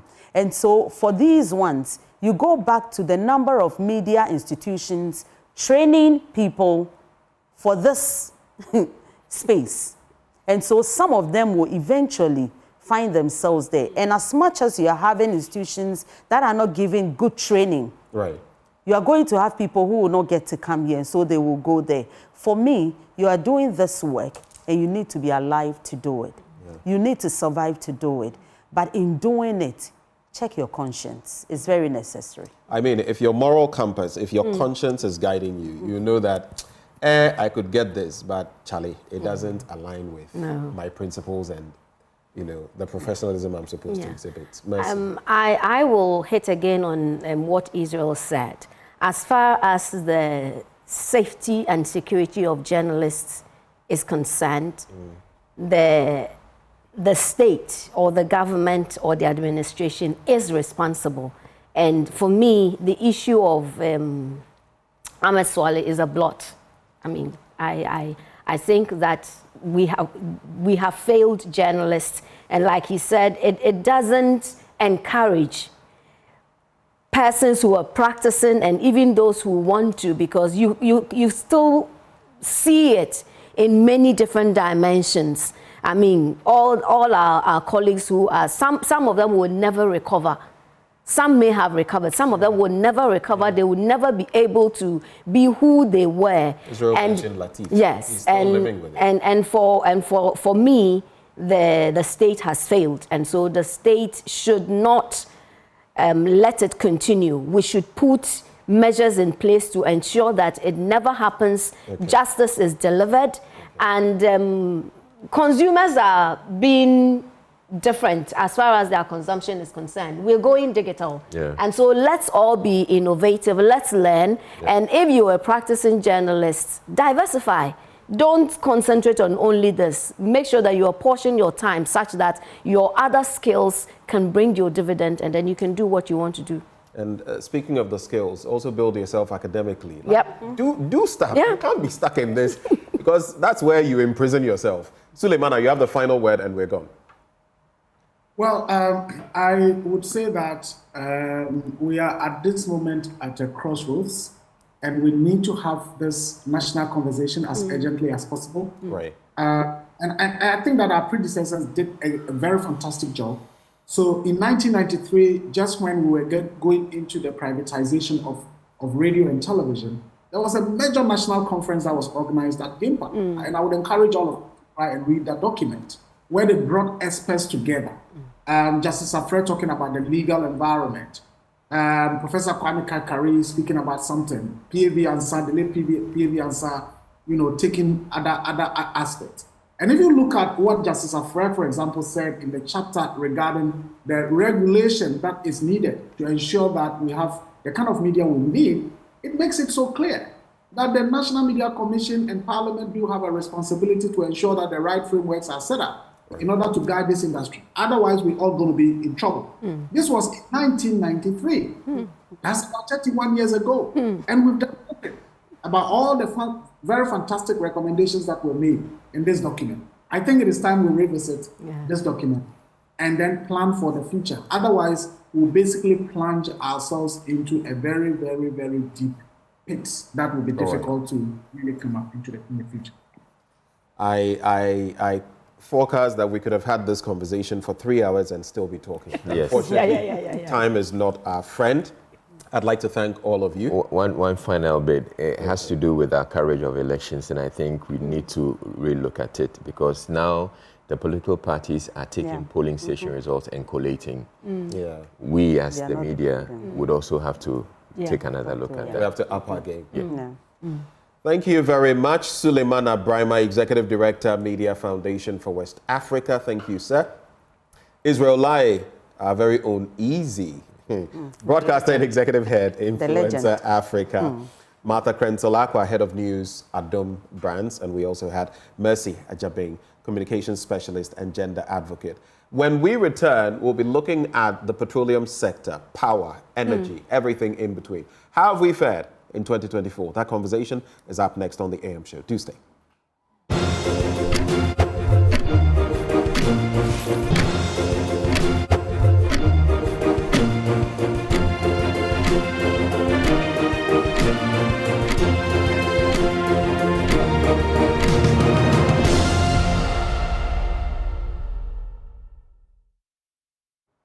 Welcome back on the AM Show. And as it is Christmas, I don't know whether you have thought of an ideal Christmas present.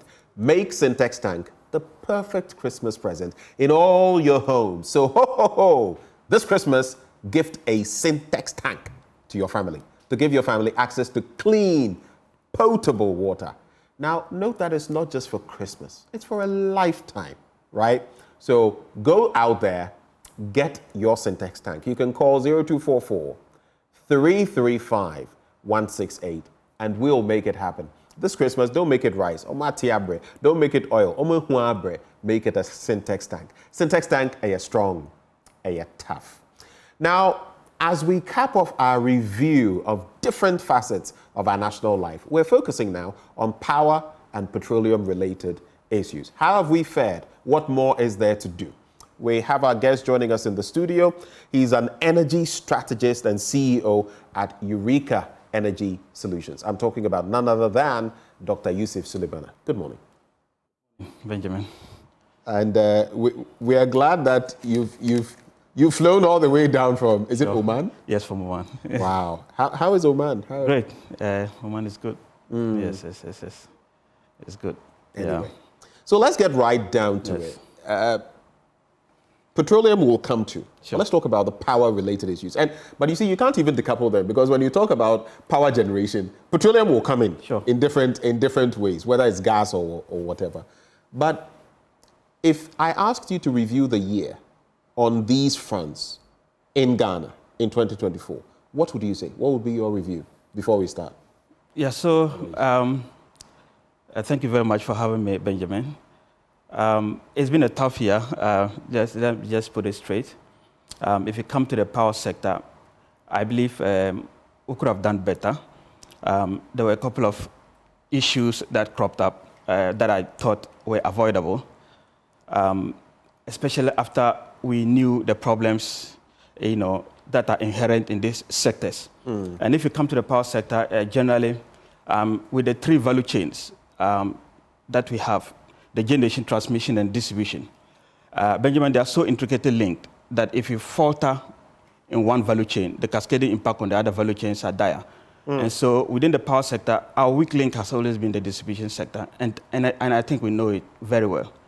So that's why sometimes we wait, to be caught off guard in these issues baffles me. So I believe with the power sector, we have to concentrate on the distribution aspect of the value chain. That's where the key issues are.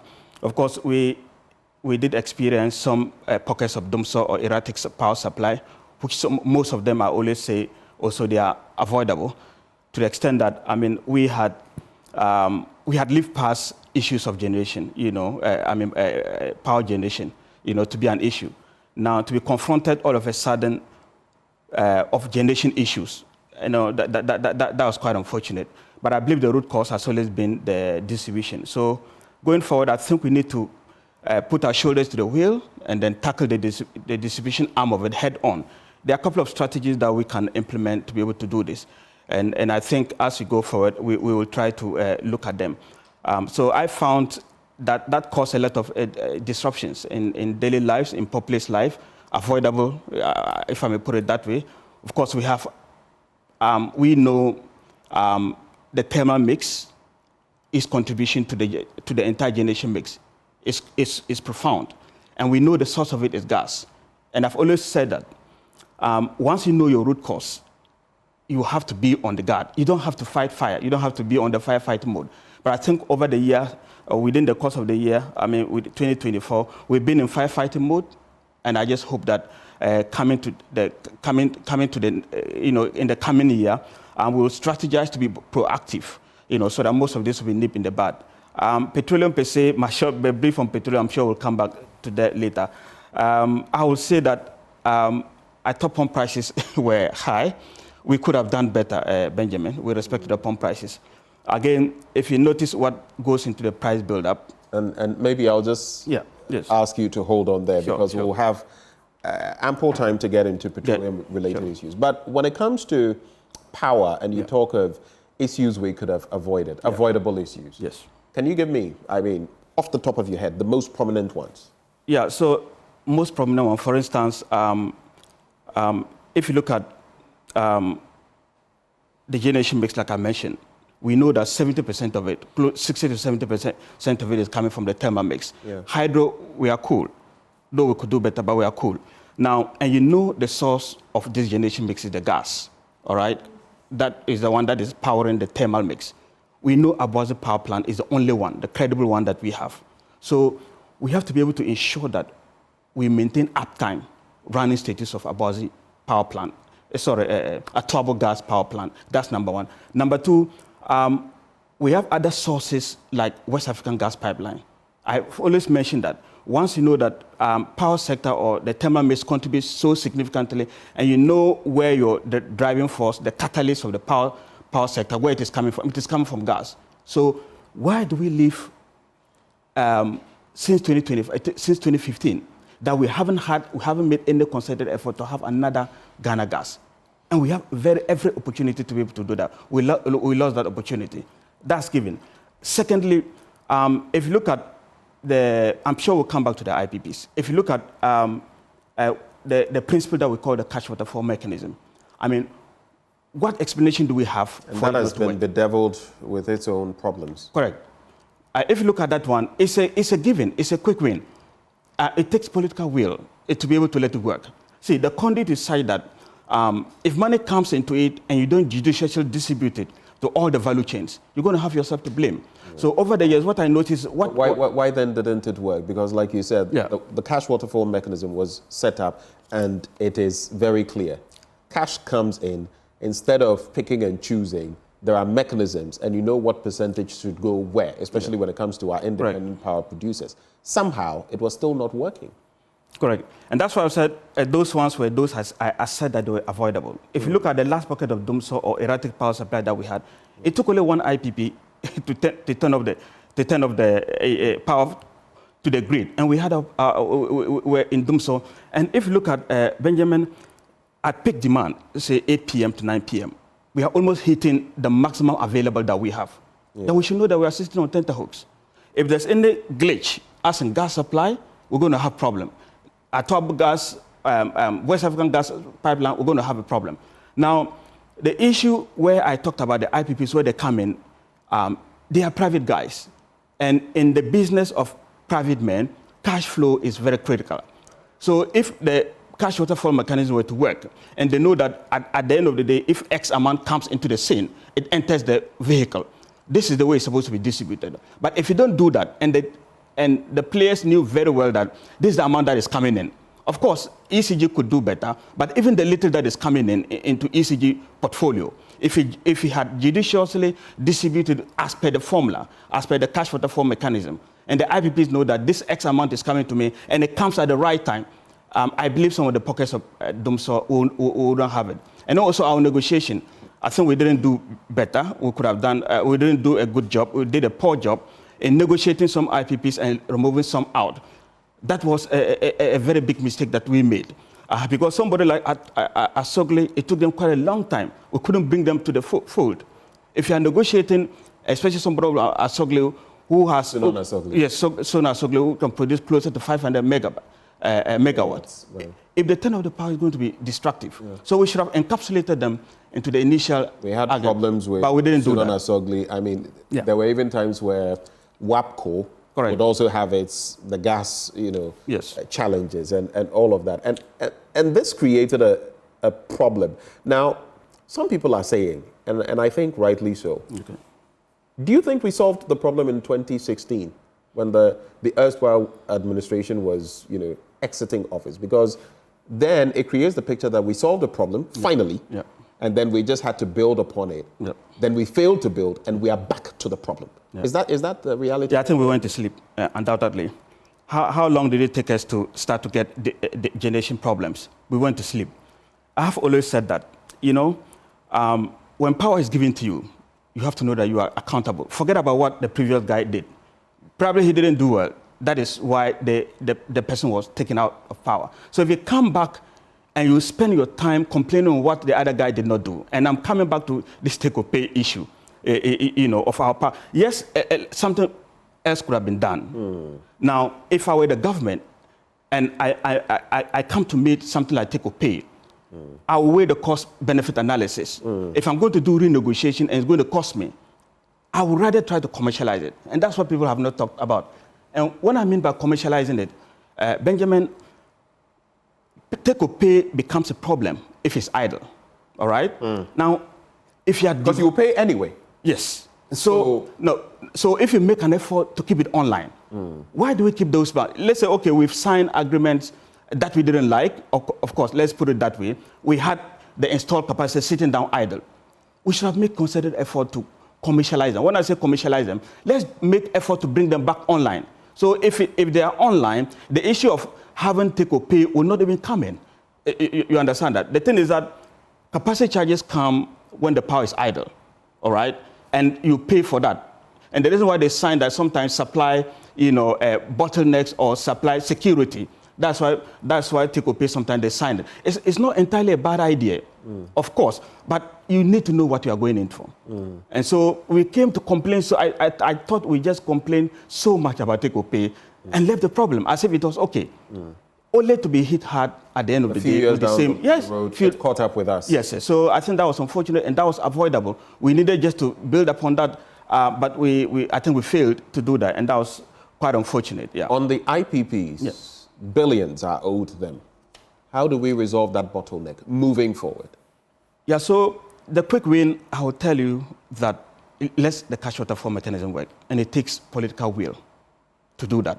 The CWM must work. Yes. See, if it works, we have something called consistent cash flow for businesses. If I'm having my business and I'm assured that there's a consistent cash flow of X amount, I plan ahead of time. So that's a quick win. If it can be disciplined enough, and that's whatever ECG, the little that they are able to accumulate, we make concerted effort to push it into the cash waterfall mechanism, and the distribution goes on. If we do that, I think this pocket of doing so and threats, that's a short-term measure. I think we're going to solve that. And then we go into negotiation in good faith. All right? Good faith. Oh, yes. Where the two parties, we come on board so that we don't leave other parties during the negotiation. But these are short-term measures that I normally prescribe. Where I will ask the incoming administration to concentrate on is the distribution arm of it. Because all that we are talking about is about cash flow. Where the cash is coming from is the distribution arm. Once we are able to revitalize that and make that robust so that the seepages and leakages are curtailed or kept, I think it will be in a long way to support the power sector in general. But other than that, if you don't solve the distribution issues, and we sometimes think about people are not paying, realistic tariffs or cost-reflective tariffs. No, we cannot go there. With this amount of inefficiency that we have, and when we talk about cost-reflective tariffs, I think the burden on the populace is just going to be, Herculean, and which will affect businesses. So I think going forward, we need to start by letting the catch water flow mechanism work. What does it take for it to work? It's discipline. And I think it doesn't take any rocket science. You have to just be disciplined, and I think that will help a lot within the sector. Right before we get to petroleum, two quick things. Where we are now, the reality, is Doomsaw staring us in the face? Because I've heard some energy analysts say, look, where we are now, it's only a matter of time. We'll be back into that phase. And then our power mix. What should we be looking at? Thermal, solar, all of those. What is the reality? Quick answers on those. Yeah, so the first aspect, people may be right when they talk about the fact that Doomsaw is staring at us. And why they are saying that is, if you understand, like I mentioned, the peak demand and what we have available that can come online when we need it, between 8 to 9 p.m., then you will not be comfortable, our position. But yesterday I had a power outage. Oh, yes. And it's been 2 days before. It's been happening, on and off. And that is not good for business continuity plan, Benjamin. That is so terrible for business continuity planning. So going forward, I think we lose guard on a lot of things that brought us to where we are. Like I mentioned, this cash water flow mechanism, if you make it work, it is a bit of a soft panacea to the situation. But long term, you mentioned the energy mix, and I'll just react to that. I believe we've taken so long a time to be able to broaden our generation mix, to be able to encapsulate some of the renewables. And you've mentioned solar. We've been talking about penetration. Hydro is given. We have 40 to 50%, closer to 50% of our generation mix is given. Though it is tired, we need to give it space. So what we need to do is to create an enabling environment, to be able to bring in most of these renewables. And solar is one. What can we do? What are we doing now, and what can we do further? What we are doing now is only panels. Solar panels is what we are giving incentives. And if you look at the mix of solar energy, there are three critical things that we need to talk about. The panel is number one. The second one, the inverters. And then the third one is the battery. Renewable energy is seasonal. Wind, solar, they are seasonal. So you need to be able to store that, and battery play a crucial role. And that's one of the most expensive components within that. So if you give tax waivers for panels, I think it's just a drop in the ocean. It's good, but it's a drop in the ocean. So going forward, if we need to be able to expand, to break through and increase the penetration beyond the 2%, will you believe that we are still struggling below 2%? 1.9. That is so terrible. After 20, with all the sunshine. Yes. No. That's so terrible, unfortunately. So what we need to do, I believe, my candid opinion, is to open the space. Okay. Government needs not to just enter there. Private men are very much interested to do that. If we are able to give some incentive for the battery, the lithium batteries. By the way, we have opportunity even to do that here. But if you give the incentive for the lithium batteries, and then the inverters is one of the most critical components. The solar gives you what we call DC, direct current. But what we use is AC. So the inverter does the conversion. Getting the radiation from the panel to the inverter and doing the conversion is paramount. Having the DC without changing it to AC is useless. So those components are what is important. The second aspect that I think that we need to do is to, most of those who are into the solar business, Benjamin, some of them are doing so well. But we are deficit of this, what we call smart meter system, where, when they have access, they can put it to the grid. They can push it to the grid. One person complained to me that when he puts it into the grid, he's billed. The meter reaches like he's taken from the grid. Yeah. So that's very important. Yeah. If you're able to, debottleneck these hiccups, I think it's going to help propel. And I think we have a credible opportunity in the solar space to be able to expand that. And if we do that, and also the duties with respect to the lithium battery importation and stuff like that, if we streamline that, I think solar could help. And what they will do is that, Benjamin, they will remove the pressure on the grid. There's a lot of pressure on the grid, unfortunately. If you have rooftop, like your house, my house, a couple of us, we have rooftop solar that we can use, it's going to take off a lot of pressure on the grid. Right. And I will end by saying that solar can be very cheap if you create the right environment. Yeah. We have tested from the oil producing side, but even we the use a lot prices of of solar technology over time have been falling. Of course, when it comes to the batteries, that's where the problems really are. But over time, they will still fall. Oh, sure. We must take advantage of those because we are blessed with the sun. Definitely. And we can even mount them on the offshore, actually. Yes. Yes, we have. We can. We can. Yeah. Let's do petroleum quickly. What would be your assessment when it comes to petroleum? Pricing and all the other mechanisms, gold for oil and everything in between. The petroleum, I'll start from the upstream down. Within the upstream... So let's do all of this in about 3 minutes. In about 3 minutes, yes, I'll try.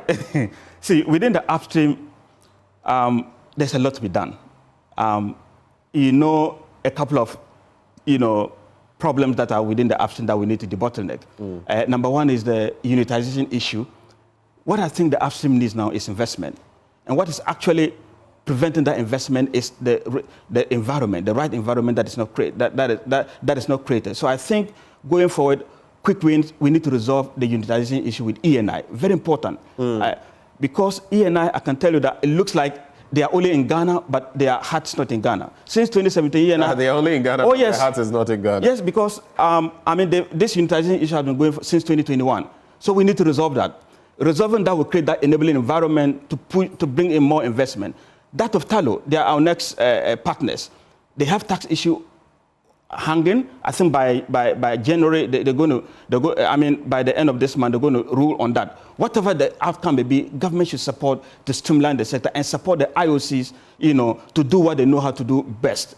Because, like it or not, Benjamin, our NOC is not in a strategic position to become an independent player. Unfortunately, GMPC still is not there yet. We've wasted so much time, we are not there yet. But the IOCs can help a lot, and with this kind of environment that is created, where we are not getting required investment into the sector, I think it's a problem. And then coming to the downstream sector, the upstream is actually linked to the downstream. And in our part of the world, why you struggle, the last interview that you asked me a very brilliant question, that what are we not doing right? What we are not doing right is we decoupled the upstream and downstream. There must be that nexus, link. There must be that deliberate link between the upstream and then the downstream. And what they will do, I think the previous administration, this NDC administration, they did something about SPT. You remember about SPT? Are you talking of MPP? No. I think NDC. No. The one, those coming in power. I mean NDC. All right. They did something called SPT. How SPT came to being, because the upstream side, the EMP business had collapsed in a way. So you lose huge amount of revenue. They said, okay, let's put SPT, Special Petroleum Tax, so that whatever money that is going to come, we're going to use it to support the revenue that we're going to lose from the upstream. That was a brilliant idea. Why don't you flip the coin? Because you don't have control over the oil prices. Sometimes oil prices also go up, and that will hit down on your pumps. And that's what we're currently having.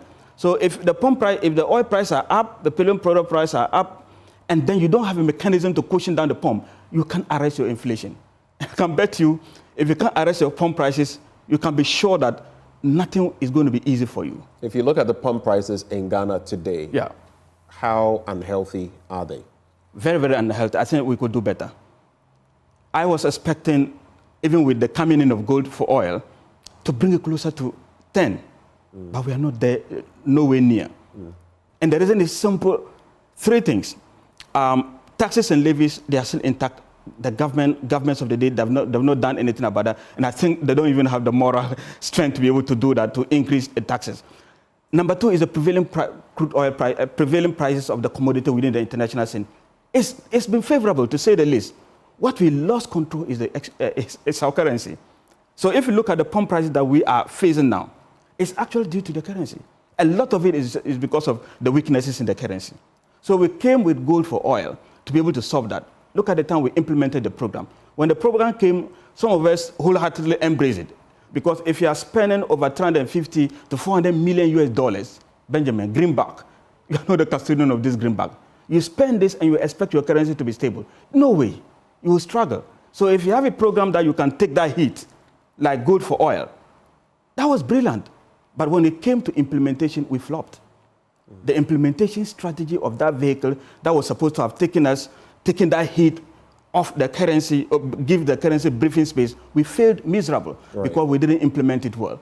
So going forward, I think what we need to do is it's a good idea that can be implemented in a better way. Oh, yes. Okay. Oh, yes. Let's look at, there's a question. Efo Kobla mentions nuclear energy. Okay. And he's reminded me that it has to come up. What is your take on that in terms of our generation mix? Yeah, so I'm somebody, studying the sector, I think we shouldn't be discriminatory in any generation mix or in any power source.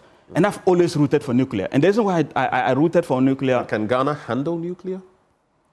Benjamin, technology has gone. Because it comes with a lot of... I know. Now we have modular... Yes, correct. We have modular reactors.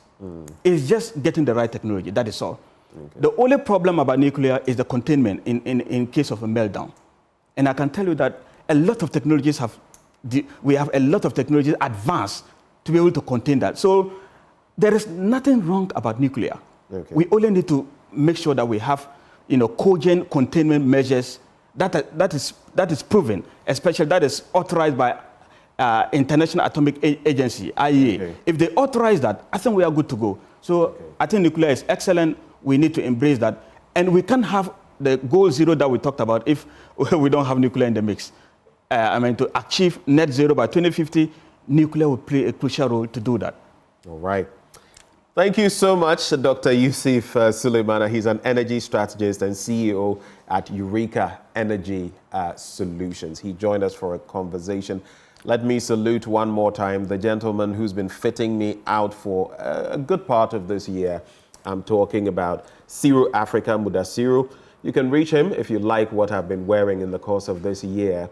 0557 029 138. 0557 029 138. On social media at SIRU-Africa, Ciro Africa, Ciro-Africa, Facebook, Instagram, and Pinterest. Let me also celebrate, and this is belated happy glorious birthday, Mrs. Emma Jifa Agbowada. Mrs. Emma Jifa Agbowada. We celebrate your unyielding love, your strength in the face of adversity, and the profound influence you continue to have on your family and the world. God bless you. Thank you so much. It's from your entire family. Well, we also thank the team here. I see Tina, I see McCarthy, all those people who have helped to, the camera people make me look good on air. Yao For Sin, our director, Patrick Gomez, the entire team, Dennis Quaver, I can't mention and leave some of them. And also my producer, my very strong-willed producer, Kingsley Otu, Adobe Asare, Loretta, Irama, the entire team.